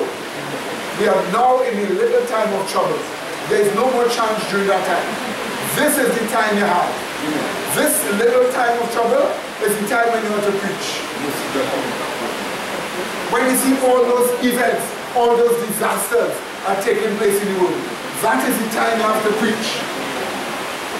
Because when that is finished, it will be plagues falling, that will be the time of trouble, and that will be the finishing of everything. So the point about it is, you have to learn this loud cry message. Now watch me carefully. This loud cry message, we are told, tells us of the additional corruptions that have been coming into the church. That is called Babylon. Is that not so? Yes. Let me shock you with this corruption coming into Babylon. Next, watch this video. Watch the corruptions coming into Babylonian falsehood. Watch this. Tonight, Father James Martin says that the Pope appoints gay-friendly bishops, cardinals, to change the church on LGBT. Vatican consultant and homosexual activist priest Father James Martin stated at a recent conference that Pope Francis has gone out of his way to appoint, quote, gay-friendly bishops and cardinals in the Catholic Church. Speaking at the Ignatian Family Teach-In for Justice 2018 in Washington, D.C. on Saturday evening, the Jesuit priest and America Magazine editor-at-large told students that, quote, things are changing in the Church regarding homosexuality under Francis's watch. He said, just look at what has happened in the last 5 years, since Pope Francis has been elected, he said. First of all, Pope Francis's comments about LGBT people, like, who am I to judge? His 5 most famous words were in response to questions about gay people, right? He's the first pope to use the word gay, you know, in a sentence, Martin continued. Father Martin emphasized Pope Francis's relationship with people who identify as LGBT. He pointed out how the Pope has appointed bishops and cardinals who support the homosexual agenda. He said he has gay friends. He's talked about wanting gay people to feel welcome in the church. That's a big deal. He has also appointed gay-friendly bishops and archbishops and cardinals like Cardinal Tobin, the Archbishop of Newark, who, for example, held a welcome mass for LGBT people in his cathedral. So that's one trend. The Jesuit priest noted that Francis's words and actions show the Pope's commitment to advancing homosexuality within the Church. He said what Pope Francis says and does, right? What he says about LGBT people, and what he does in terms of who appoints, he added. Martin's statements about Pope Francis deliberately appointing gay-friendly bishops and cardinals, such as Joseph Tobin, become all the more significant when read alongside statements made by Archbishop Carlo Maria Vigano in August about Pope Francis going around normal processes to make such appointments. About this, Vigano wrote, quote, the appointments of Cupich to Chicago and Joseph Tobin to Newark were orchestrated by McCarrick, Maradiaga, and Wuerl, united by a wicked pact of abuses by the first, and at least of cover-up of abuses by other two. Their names were not among those presented by the Chicago and Newark.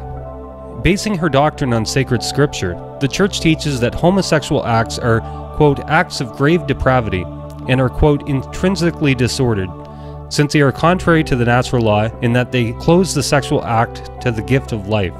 Under no circumstances can they be approved, states the Catechism of the Catholic Church. St. Peter Damian, an 11th century Italian Catholic reformer and doctor of the Church, described homosexuality in his famous Book of Gomorrah as diabolical corruption of God's plan for sexuality between a man and a woman. Homosexuality must not only not be tolerated, it must be condemned and stamped out, he wrote. You met the Pope. That must have been pretty cool. 2 weeks ago. 2 weeks. What was your interaction with the Pope like? I went to the weekly audience, and then he asked to speak to me privately. It was an amazing moment, and I asked him if I could ask him a question, and he said yes. And I said, do you believe that an economic system that benefits the few, the wealthy, at the expense of the many is a sin? And he said to me, "Si," in Italian. And I said, so you believe capitalism, the kind of the capitalism we have now, is a sin? He goes, yes, it is. He said the poor must always come first. And then he grabbed my hand. And he said, please pray for me. And I said, I will, and please pray for me.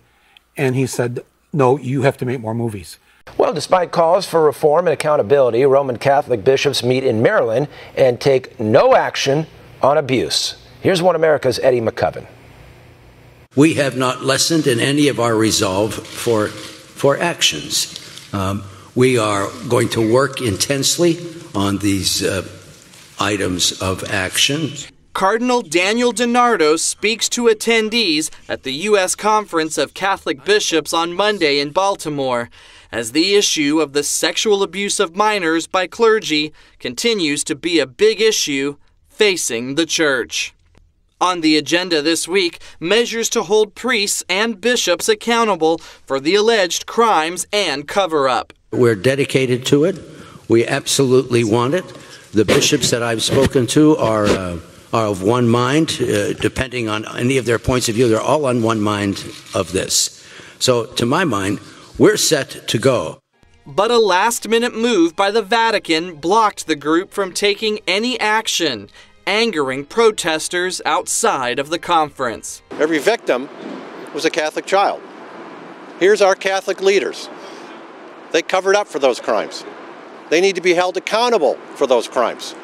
And they are not going to do it this week. Peter Isley, a survivor of clergy abuse, voiced his frustration with the church, saying another government is going to decide how the issue will be handled in the U.S. They came in here saying that they were in such crisis, there was such urgency about this, that they get it. That they get it.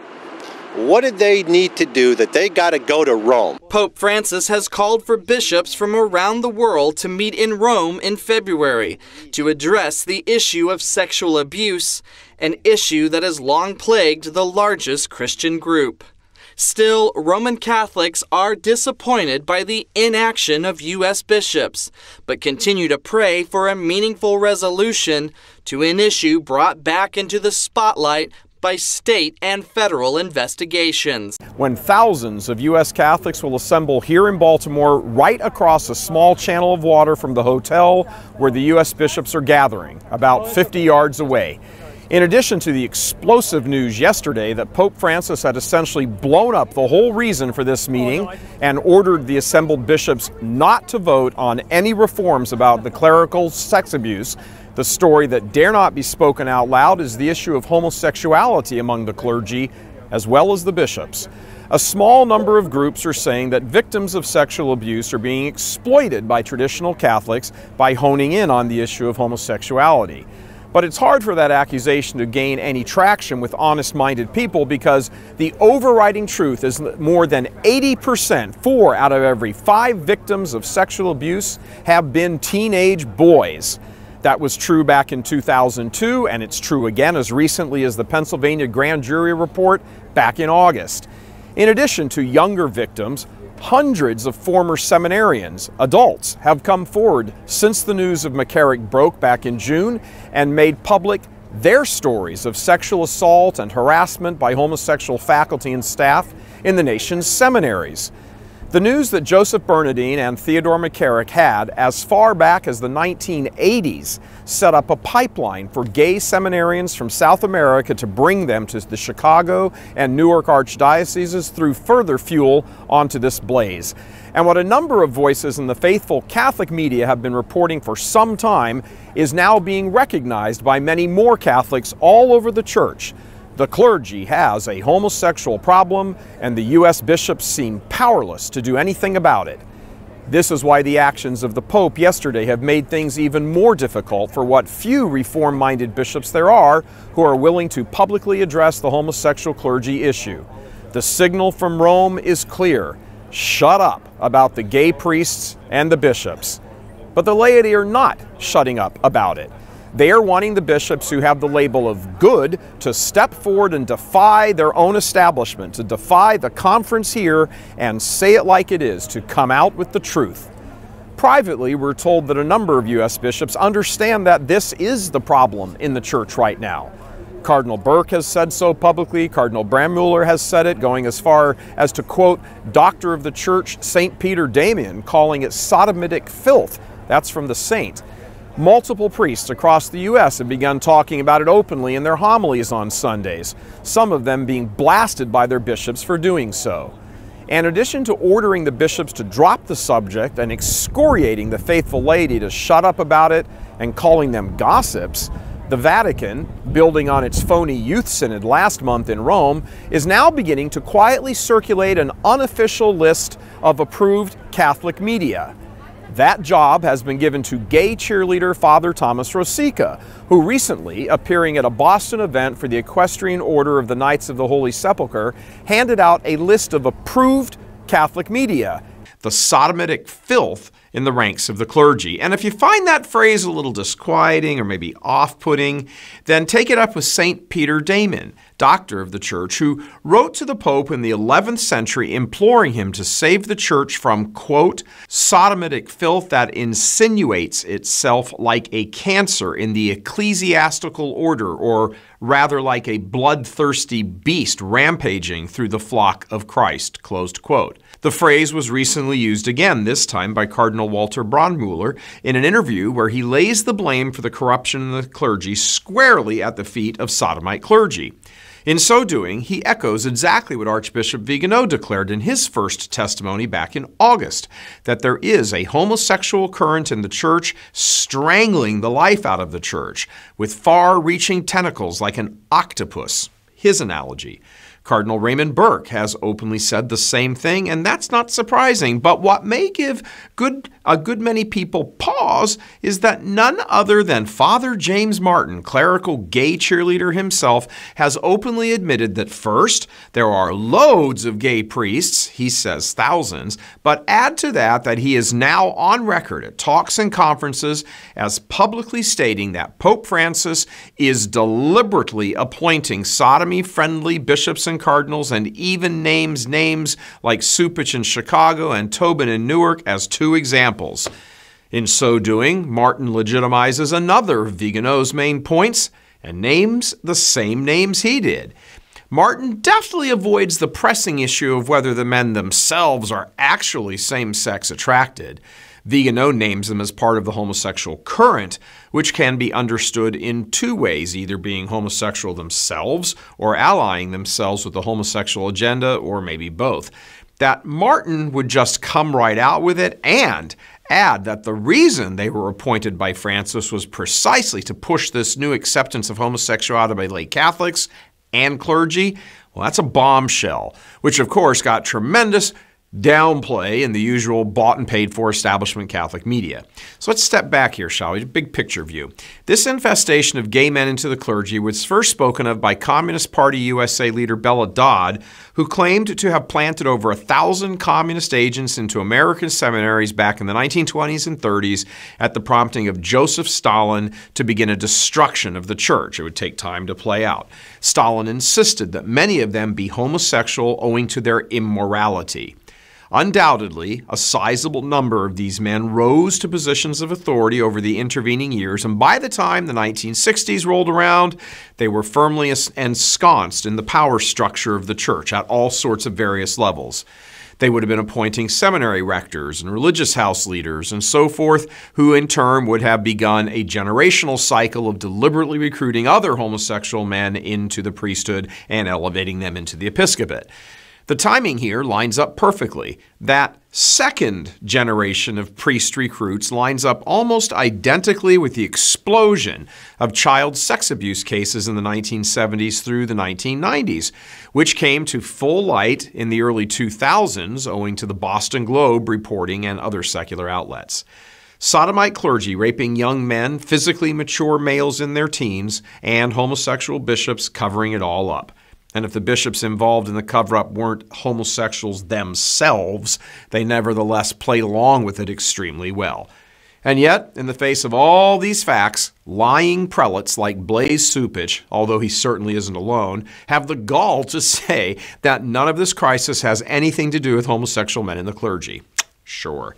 Cupich, being a cardinal and all, is sure to have a larger-than-life presence at the bishops' meeting in Baltimore because, despite what many other bishops privately think of him, they know he is anointed by Pope Francis to turn the church gay, and none of them will challenge him. Many of these men have no supernatural faith. If they ever had it, they don't now. Their mission is to destroy, plain and simple. And they are legion, and yes, the word is deliberately chosen. Some of the more good-willed bishops, extending a little too much goodwill in fact, just can't seem to comprehend that there are enemies of Christ in their midst, sitting there right next to them in their meetings, priests of Satan. It's like the Last Supper when Judas was doing his thing and the apostles were absolutely clueless, thinking that when he left to go spring the trap, that he instead had gone out to get something for the meal. The men of goodwill among the bishops better wisen up and realize what's at stake here. Many of them were recruited by this wicked cabal precisely because they were seen as weak men who could be easily manipulated and fooled and would never confront the evil because it wasn't part of their personalities. Back in their own seminary days, they were being watched and studied, and notes were made about them. Determinations were made that they would go along with whatever they were told because that's the type of person they were. They were handpicked because of their lack of confrontational spirit, complete with its drama and secrecy.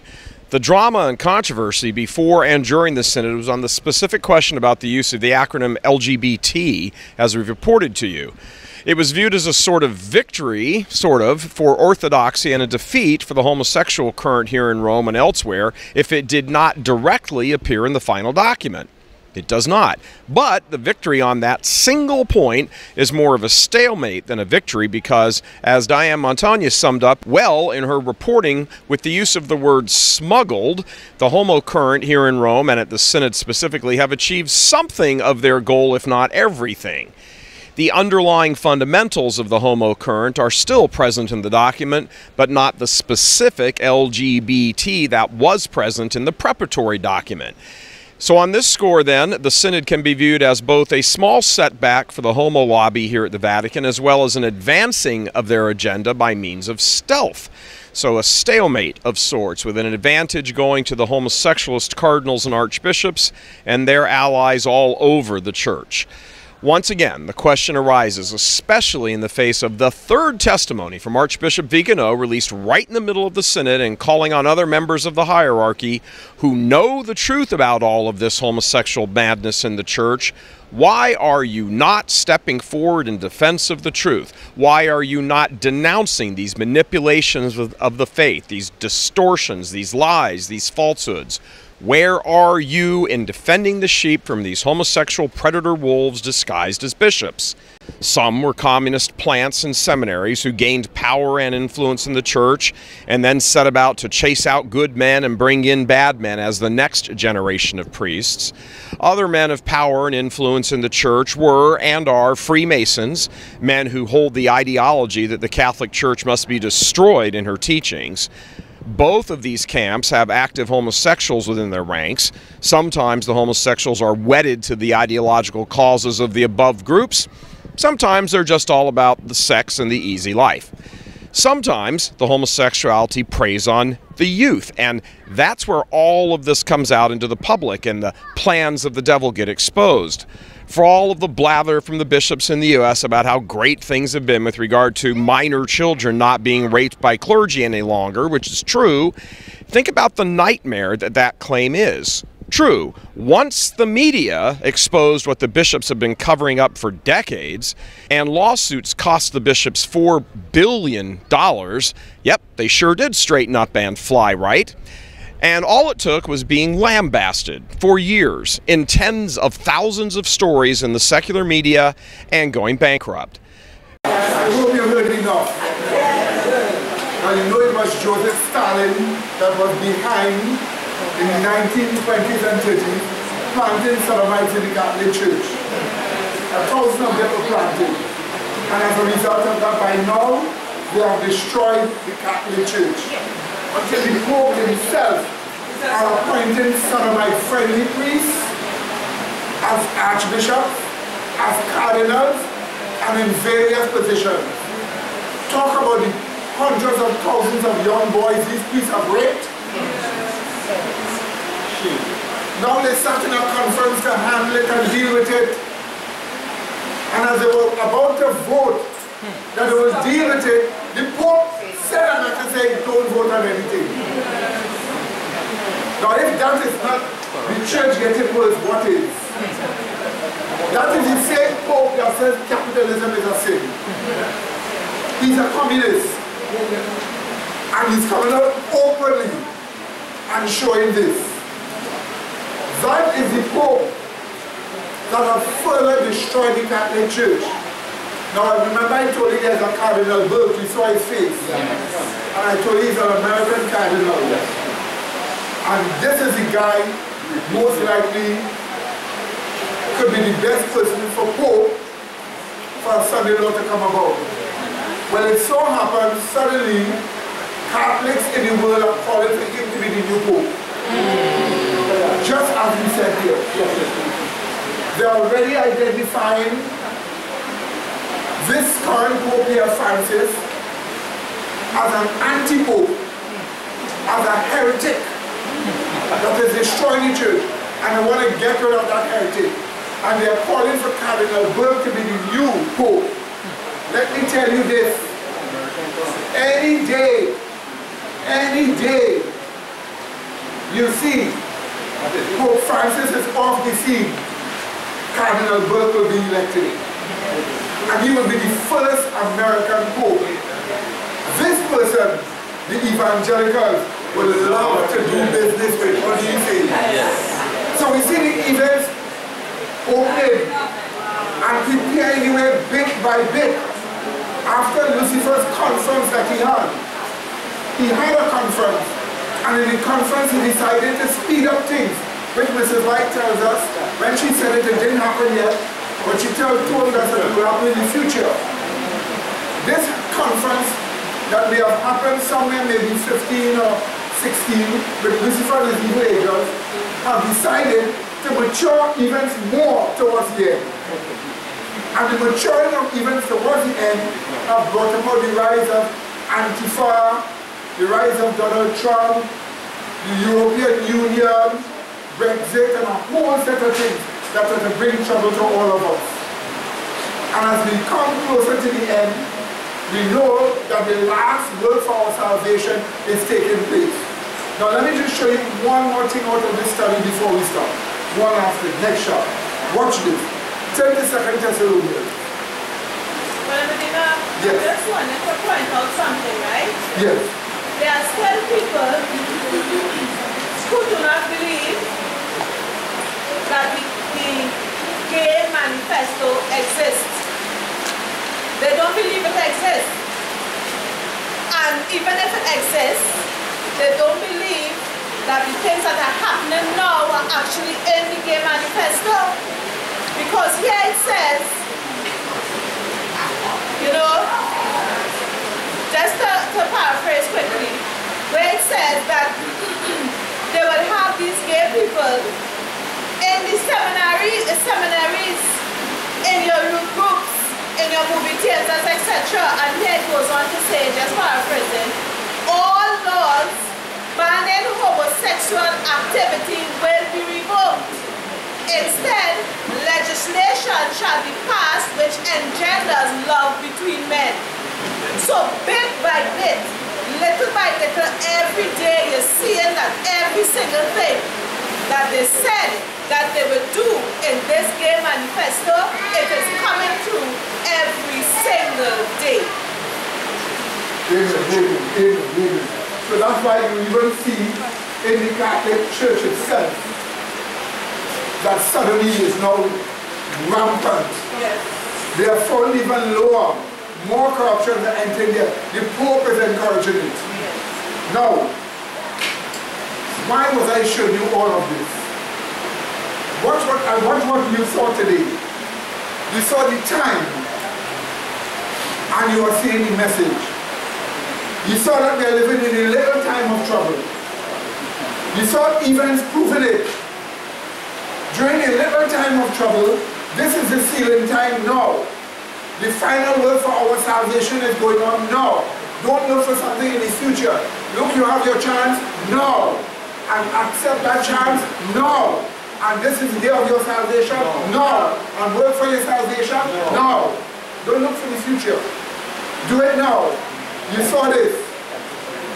But you also saw that you are sealed into sin-freeness by the loud cry. Long ago, Paul identified this loud cry. The loud cry must do something to us. The final problem, the final exposure that is needed can only be done by the loud cry. In the history of this world, God has allowed many movements to rise and fall.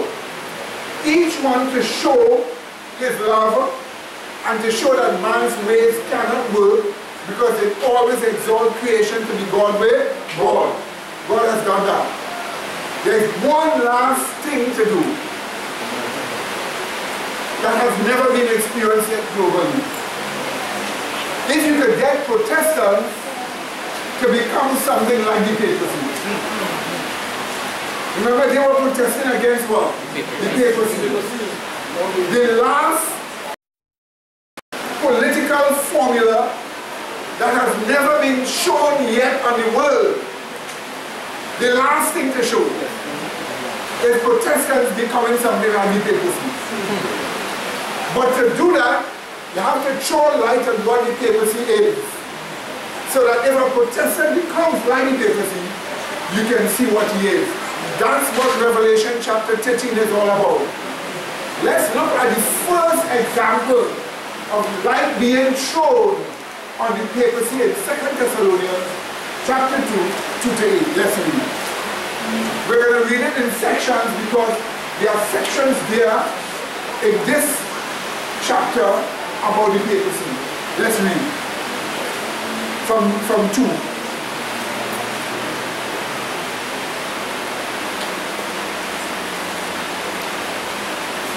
It says here that ye be not soon shaken in mind or be troubled, neither by spirit or by word, nor by letter as from us, as the day of Christ is at hand. Now stop here. So people were claiming and writing letters and saying, Christ coming shortly. And they were sending letters to the churches, telling the churches that. Paul wrote them and told them, no. Don't be fooled by letters as if it comes from us about the day of Christ is at hand at that time. Then he tells us what withholded Christ from coming. Let's read on. He said this. Let no man deceive you by any means, for that day, that is the coming of Christ, will not come except there come what? A falling away first. So apostasy must first take place upon the earth before the second coming of Christ. A falling away first. And that man of sin be revealed, the son of perdition, who opposeth and exalted himself above all that is called God or that is worshipped, so that he as God, sitting in the temple of God, showing himself that he is God. Notice this, verse 6, and now you know what withholdeth the second coming of Christ, that is, that he, the papacy, might be revealed in his time. For the mystery of iniquity doth already work in Paul's time. Only he who now let it will let it until he be taken out of the way. But the Greek text has a difference here. Only he who now hold it back, that is God, until he, the papacy, be taken out of the way. So God hold back the development of the papacy until the papacy came about, and then he will be taken out of the way. That taken out of the way is the movement of the papacy. And then it goes on until he be taken out of the way. And then shall that wicked be revealed, whom the Lord shall consume with the spirit of his mouth, and shall destroy with the what? Brightness of his coming. Now let's just look at this here briefly here on the board here. If you observe the mystery of iniquity, which is pantheism. Mystery means doctrine. Iniquity is transgression of the law of God, lawlessness. The doctrine of lawlessness is pantheism. It is the original rebellion of Lucifer, which claims that creation is God one. It is God. That's pantheism. It was already working in the church. So the mystery of iniquity was working. And that's the reason why in the end creation the Pope would be called God with God. Because pantheism was already working the creator. So if you observe, like when the papacy shows us, according to our second Thessalonians, it was created by what? Pantheism in the church of apostasy, and this happened when? The first century after Christ's birth. So the first century after Christ's birth, you have the papacy, the first stages of pantheism coming, creating an apostasy in the church, which would eventually lead to the papacy. And then you have the papacy coming about, which is sitting in the temple of God, the church. This is in 538 ACD, when he was made legally in charge of all religions. When he began to exercise that legality that he got in 533. This is in 538, sitting in the temple of God, showing that he is God. Then you're told he will be taken out of the way, which is the wounding of the papacy. But the Bible tells us the deadly wound will be what? Healed.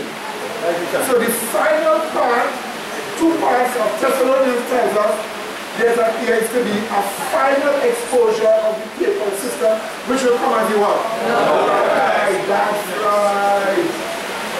Now I want you to be seeing something here. Observe this. Then shall that wicked be unveiled according to the Greek text. That wicked is the papacy. After the wounding of the papacy, after the deadly wound is healed, there is an unveiling of the papacy. Light must be shown on that system. Why? Because the only system that hasn't been tested in the world. Do you know why communism came about? Literally in 1917 and ended in 1989. God gave that kind of government, which claimed that creation is God with God, a chance to prove itself. So every system have been tried. The Chinese are trying a new system. They have created a point system. And they say by the year 2021, they will be able to judge every citizen and give them reward or punishment.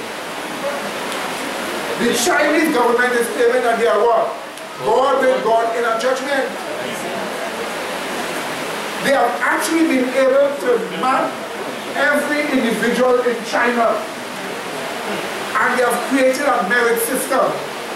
They say they will judge you by your behavior to determine if you are getting credits or if they put penalty on you. So the Chinese government, using the same modern technology, is seeking to be judge of all. That's what they decided they will do. By the way, they took their system, they carried it to Venezuela and gave it to Maduro. So that Maduro over here is now using the same system and they'll be able to judge each individual and determine, let's look at the behavior. If the behavior is in harmony with the communist state, we give you credit. If the behavior is against, we take away credit, we derogate you before the state, and we jail you if possible. So now we have a technological system to judge people growing in China, spread to Venezuela, and they're also giving it to other countries. But here's the shocking thing. One last thing needs to be proven. We have had the papacy governing the world for 1,260 years, exalting itself as God with God. We have never had a apostate Protestant doing that yet. The last system to try is Protestant communism. That system hasn't come yet. But since that is the system to come in the future, the last system God is going to show is defunct. You need to throw light on the papacy. Because they're going to form an image one to the beast and an image one of the beast. So since they're going to form an image to the beast and an image of the beast, you need to explain the beast. You need to throw light on it. You need to understand what is the papacy really. Just what is the papacy? The third angel's message and the fourth angel's message tells you God is going to use the mark of the beast to show what is the papacy. That's why Sabbath keeping for you is important. Because it is you that is going to have to be used to show what is the beast. To throw light on the papacy. to show what he is. You will be shocked when you look to find out what is the papacy. It will carry you right back to Lucifer's original rebellion. You will be shocked to find out. You need to find that out. That's what this lesson study is all about. Because what you're seeing here is that there's a final exposure of the papal system to take place, which is the loud cry. But remember, the loud cry is both what? The third and the what? Fourth angel that is put what? Together, and that is what seals you into the truth that you cannot be what? Removed.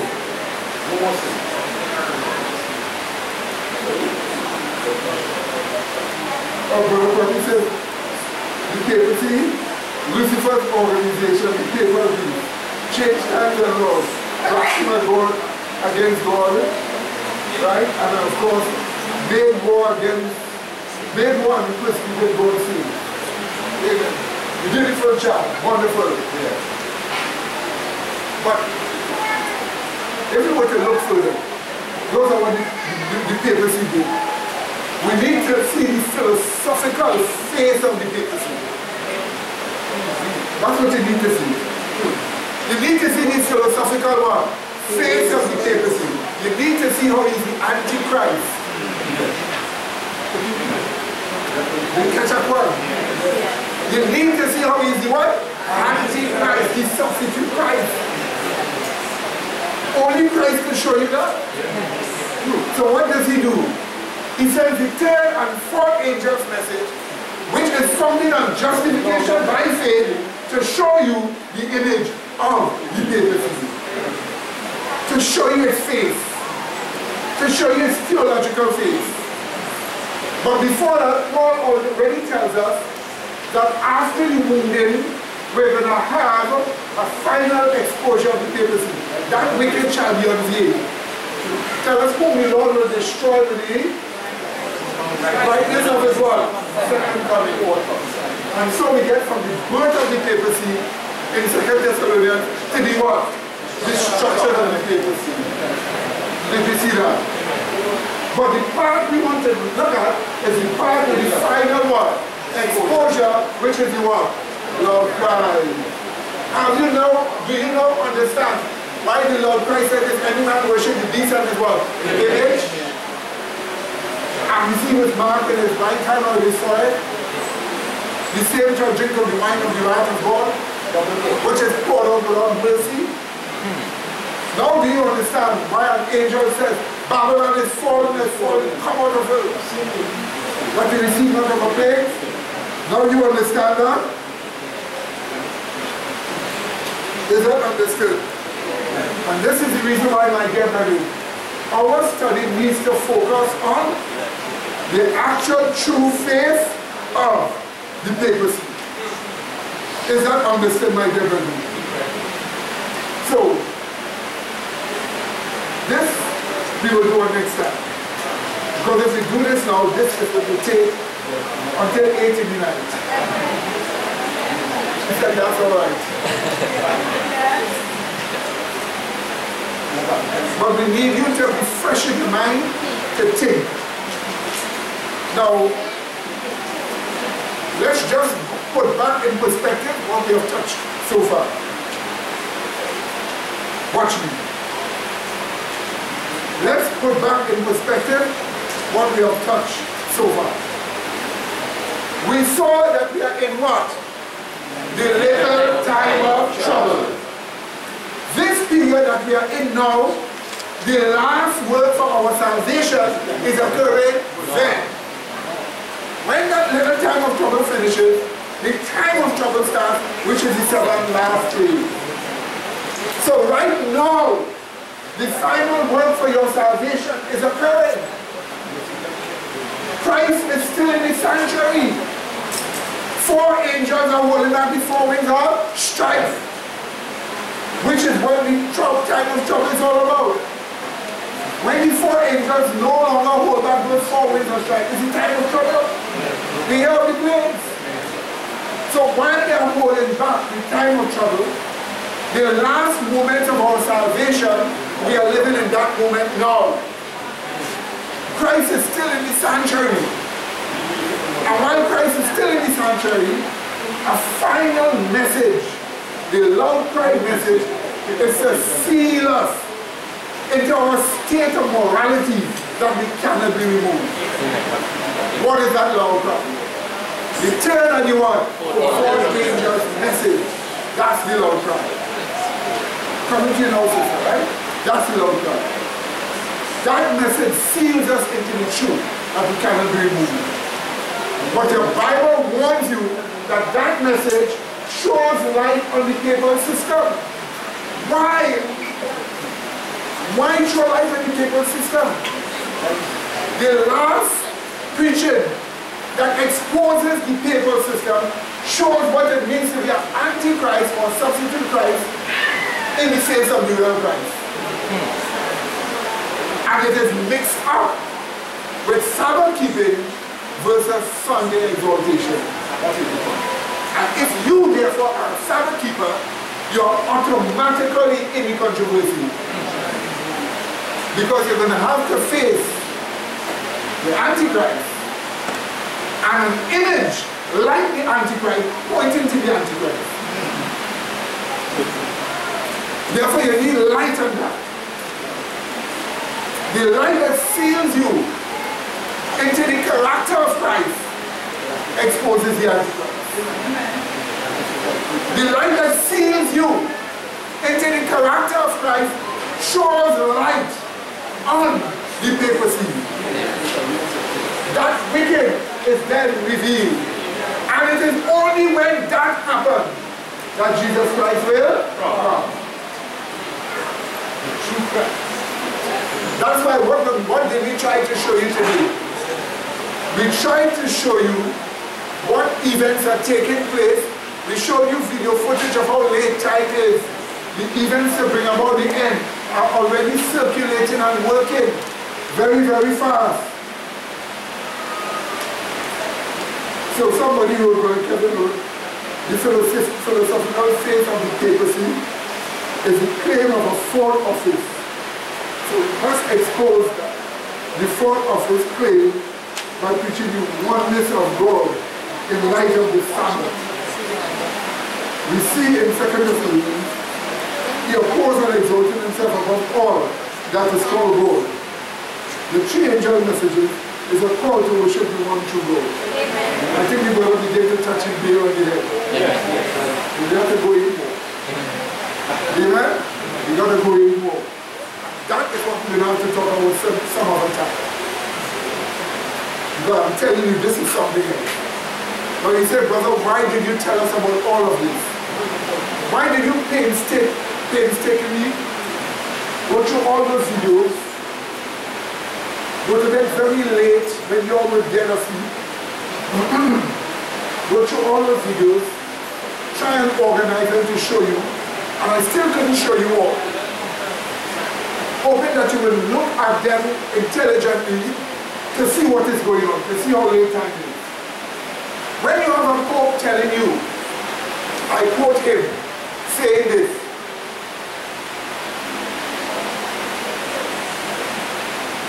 the rich have no right to have what belongs to the poor.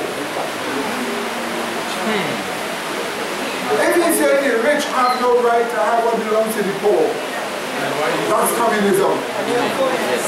When they have an openly preaching communism, no image of the beast could point at that beast. When he's bringing sodomites in a church, no image of the beast could point at that beast and exalt a day under the resurrection of Christ to convert the world. As far as they consider the point is, they're not converting the world. They need a new pope. And a new one is coming. And they're already calling for Cardinal Burke. He may or may not be. But if he does get to, he'll be the first American pope. Someone who evangelicals can work with as they seek to make people become converted. We are showing you this because we want you to see how late time is. We want you to see you're living now, at these few moments now, while the time for your salvation is now. Don't look for any big thing to bring into salvation in the future. Now we have to work on the salvation with fear and trembling. Right now. Do you get that point, my dear brother? Sister, I don't know.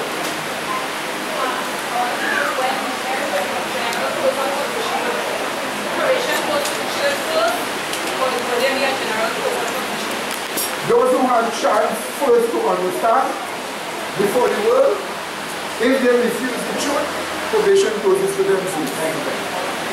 And then the world, when they have the truth. But always remember this one thing, my dear sister. The spirit of prophecy already explains what is going to happen with regards to the Adventist organization. We are told that they will exalt Sunday. That's what we are told they will do. And that's the reason why we need revival and reformation. The revival and reformation has already started. And we are spreading all over the world, piece by piece. Our literature is now going forth. Big movements are going to be springing up overnight. And that's why you're being trained here to be ministers, to be able to minister the word to people. Whether you are male or whether you are what? Is that all understood? This is the reason why we spend so much time going through these studies here with you over and over and over for you to get an understanding. This is why we have been begging you and speaking to you over and over. Because trouble is coming and the work for your salvation is going on now. Did you hear what I just said? Yes. Brother, go ahead. We study and show that the time of trouble is when the plagues fall. Yeah. So right now we need a time of trouble. Exactly. So what I was thinking about is when the plagues start to fall, probation closes. That's right. So then if we need a time of trouble now, probation closes at the time of trouble. Could we safely say that the judgment is on 11 now? If we could say that the judgment is on 11 now, most likely we know the judgment will come on the living when the final message starts to be preached. Because that is the time those people will be ready. So the judgment will come upon them later. They will be ready. So the judgment is to come upon the living soon. Amen. Very soon. Not yet, but very soon. Amen. But while you are alive, pray you are ready for that time. That's why today is the chance of your salvation. If you know you have secret sins that you are practicing behind the eyes of other people, and you know, get rid of it. Repent of it. If you know your mind has wrong thoughts and values, egotism, self-exaltation, move along with evil, get rid of it. Because this is your time. This is the time when the last work for your salvation as an individual is going on now. You see how much times I've repeated it? Yes. You see how much times I have said it? Why? That you might get more serious about your future. And that you will prepare for the end. The life that God has given us is a life that no other church has ever had. Amen. Let me tell you something. I take out this new book that is now going to be printed very soon. After we go through it and make sure there's no mistake. The light here for what this church teaches is a light like no other church has, not even now this year. Amen. They don't even know. Ask them why a Sunday law. They just say that against Sabbath. But the Sunday law have to do a lot with throwing light on the papacy. It has to do a lot with throwing light on those that push and exalt the papacy. It has a lot about throwing light on the papacy with regards to the third and fourth angel's message. They don't cry. We pull out a chart here or we pull out a line or something here and show some points here. These points are so important. When you study it and you see the truth of it, you have to say, you know what? This is the truth. And become settled in your mind that this is the truth.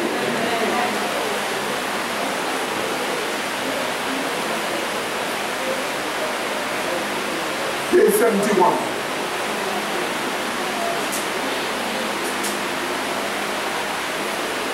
The seventh-day Sabbath is to be observed as a memorial of the Creator's work. It distinguishes the true God from all false gods. And it shows man's allegiance to Yahweh God. The seventh-day Sabbath was blessed and sanctified by Yahweh. It is Yahweh's holy day. There are constituents of the seventh-day Sabbath. They are the seventh day, God's rest, presence, and special blessings. And then all that is explained. You will never get a church showing that as this church. That is the reason why. The truth that you have been learning, learn it well. What do you think? And remember, we have had a privilege more than anything else. In closing, let's just do something. Go back in first step. Go backwards. Let me show you something. Let's just carry you quickly in a review of what you have seen.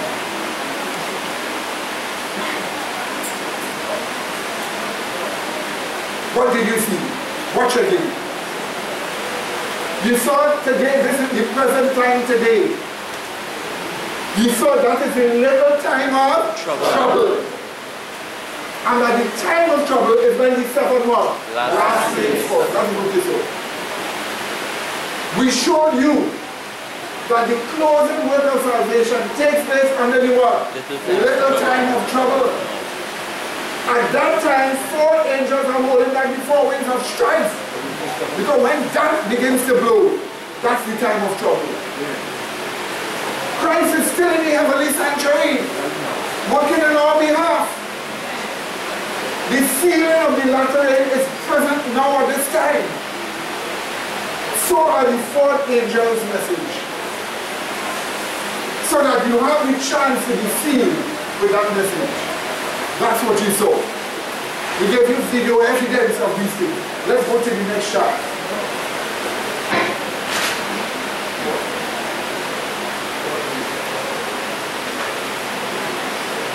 What did we show you here? We showed you from the spirit of prophecy that Lucifer had a consultation. When? At this present time. Because when Mrs. Vine spoke about this consultation, she says, he has it just as we are in the last remnants of time before probation period.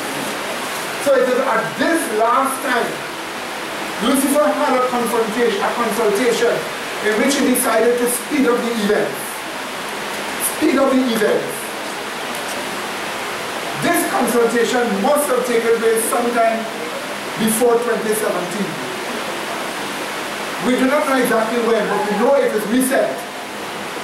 And in it, he decided to specifically target 7-day Sabbath keepers. In it, he decided that the laws of the nation must change the target 7-day Sabbath keepers. So nations have been changing their laws more than ever before. He also decided to develop events to bring about our global Sunday law quicker. That was the consultation that we had. All this took time in the time when the work of our salvation is closing. He also decided to somehow create situations to get the death penalty for purges against Sabbath keepers to be carried out. So he invented the idea of the purge. And when the purge existed, we are told the UN is going to throw flyers all over the world calling to wipe out Sabbath keepers in the last remnants of time. But before that, little purges is going to take place before probation closes, in which many people will die. And then we are told that he says he will use confusion and division in Egypt to hinder success. That's what he would do. We saw all of that. This helps us to recognize how late time is. And that evil angels have made a conspiracy against us. And what we see going on in the nations is that consultation being fulfilled in the nations. The fruits of that consultation between Lucifer and his angels being fulfilled in those nations. That's what we are seeing. Next shot.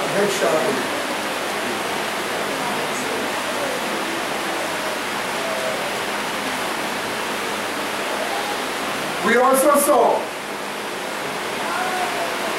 that the loud cry of the third angel's message tells us about the unmingled wrath of God that falls upon those who do the following.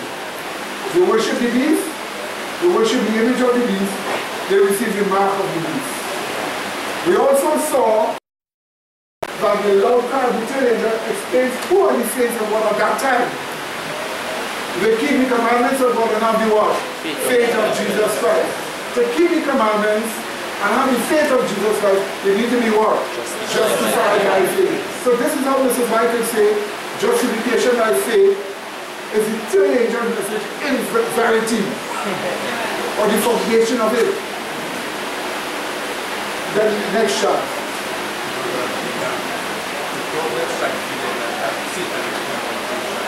Yes.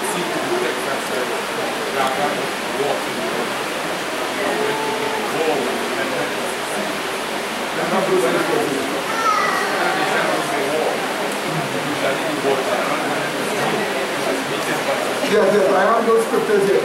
John knows what to do. We also saw the louder cry of the fourth angel. It warns of the fall of Babylon because of its defiling sins, which we show you in the Catholic Church. Amen? Amen. They have been getting worse and worse. Did we not show you? Amen. Plus, communion. The marriage to the kings of the earth. Communion. We show the louder cry of the fourth angel. Warns all to come out of Babylon to escape the seven final plagues that fall upon her. To come out of Babylon, you need righteousness and what? Justification by faith. That's the same third angel's message. And that is called the latter rain of the what? Holy Spirit. Not fourth angel's message. That's what you saw. Next slide.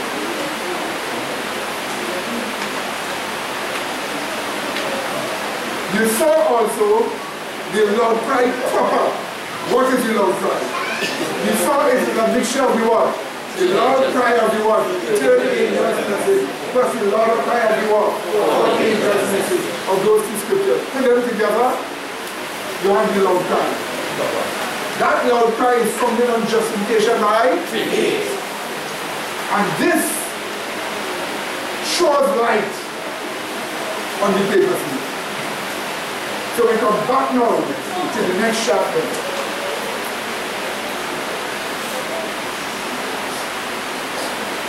And so, in closing, we saw the history of the papacy from its beginning to its destruction. But we are told after he's taken out of the way by the wounded, and Revelation says the devil who was what? Healed. Then we saw what? Then shall that wicked be what? Unveiled, according to the Levite. A final exposure of the cable system, showing light.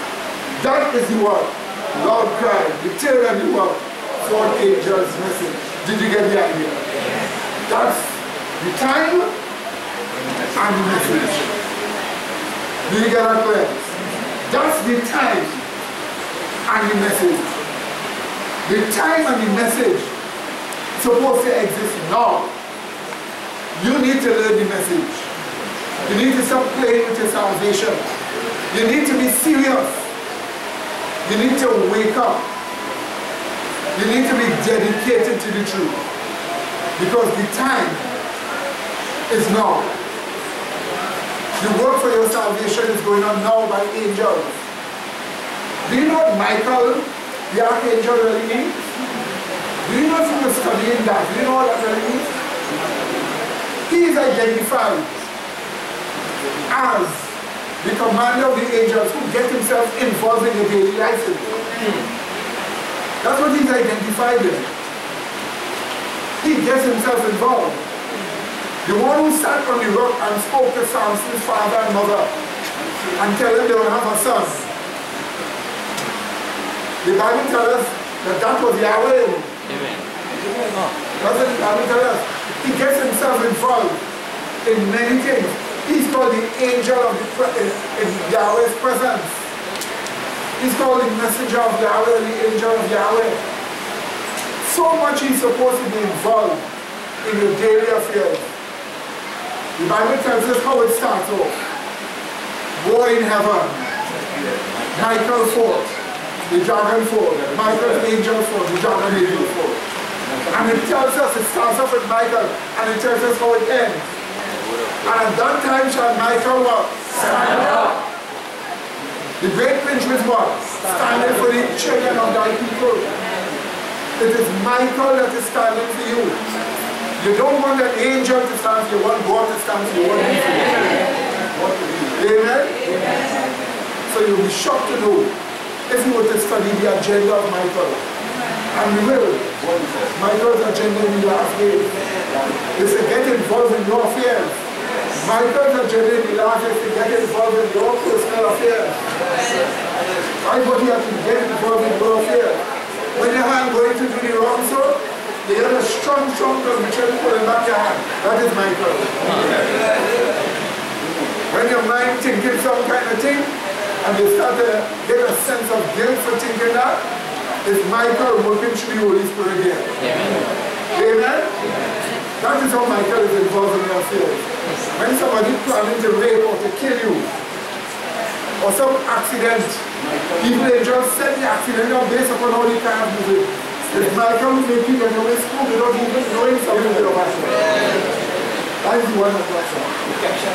But he does it because he's the commander of the angels. He doesn't send an angel to help you. But he has a bigger political agenda for the future. And that agenda involves standing for you during the last remnant of your salvation to shield you. And this is the time now. So we call upon you again, my dear brethren. Yes, sister. To give yourself that chance. Then we will pray. I must say thanks very much for listening. And when you said that evil angels had a consultation, that hit my mind today. Yeah, that consultation was recently. Yes. Recently. Which means they know that the gospel is going forward and is going to destroy whatever they set upon the earth. My call is this. I wasn't sure I was going to be here today. I thought I would have gone back to Tobago already, but God hold me back to hear this.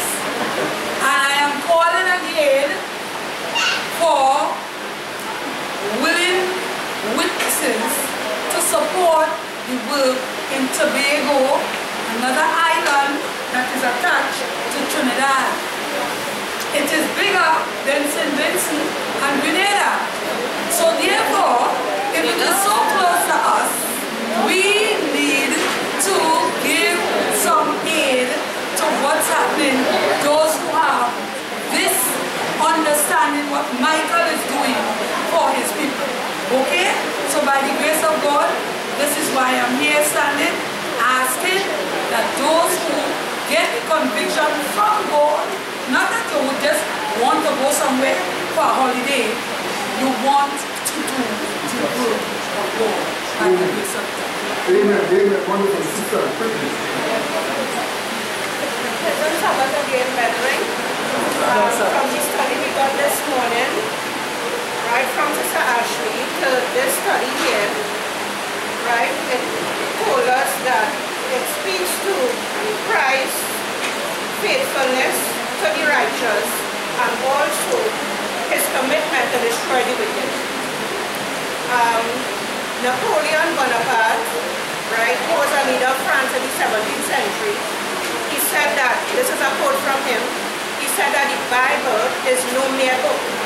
It is a living creature that destroys all who opposes it. So we see now God is coming to destroy all who oppose the Bible. All those who opposes God and who attacks God's divine nature, he's coming to destroy them. Right? So Just say, let me quote that text here to show that God is faithful to His promise. And once we hold on, we will be saved, but the wicked will be destroyed. Amen, amen. So let's stand up for a few. So now that you have understand what we were speaking about here, you actually saw the time and the message. But we haven't really touched the messages yet. We need to touch the message by throwing light on the papacy here. The light has to be thrown a certain way for it to be light. Because it's the final picture. The light has to be thrown a certain way for it to be light. If you don't throw it a certain way, people wouldn't see the real face of what that papacy is all about. The last exposure for the world to know. But when the world knows what that face of that papacy is all about, then the world will understand the original rebellion of Lucifer. Amen? It is only such people that will have the name Yahweh written here. That's right. There's so much to this thing. We now start in this study. Because after that was just the introduction here to the real message. How we go into the real message will stay here until 8 straight. So we will deal with that next time. But remember this important thing. If you say one thing I have taken from this meeting with me, one thing I have taken from this meeting with me as we finish, what is it? I would like to suggest it is the last word for your salvation is taking place when? Right now. Take that fear and fear and let it make you become more serious than you have ever been. Are you listening to me? Let it make you become more serious. If you are a problematic personality, time to stop being problematic. Make yourself become easy to deal with through the character of Christ. And this is why we present to you Christ as the solution. This study has a strange twist to it. You'll be shocked. Just give us a chance and then we go into it. And we reach the twist, you'll be shocked about what you see. Because what God is doing is preparing you to give the last message. And when you preach what you know now. You preach the things you understand now. But there's a qualitative kind of presentation necessary to throw light on that system, which is in the 3rd and 4th angels message, which is the loud cry. That's why you have to understand that. You have your Bible there. You see that book that has been written? Justification, Righteousness and Salvation Studies. That book. The truths written here. When you go with the other book that is soon to be prepared, Apocalyptic Studies, it comes like if you get the long cry in your heart. So you see, my dear brethren, start doing your studies. Use the book to give studies to other people. Go through it with prayer. Remember what is written in that book. Don't open it without opening your Bible. Because it's a trip down the Bible you're going. That's the way you're walking. So remember that, okay? So, let us pray.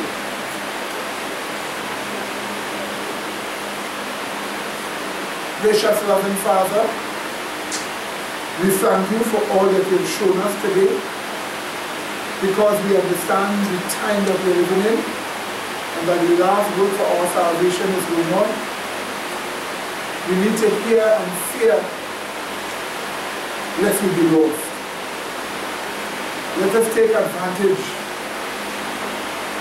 of your abounding grace to discipline ourselves now, to find ourselves in obedience to all your commandments, which is in freedom.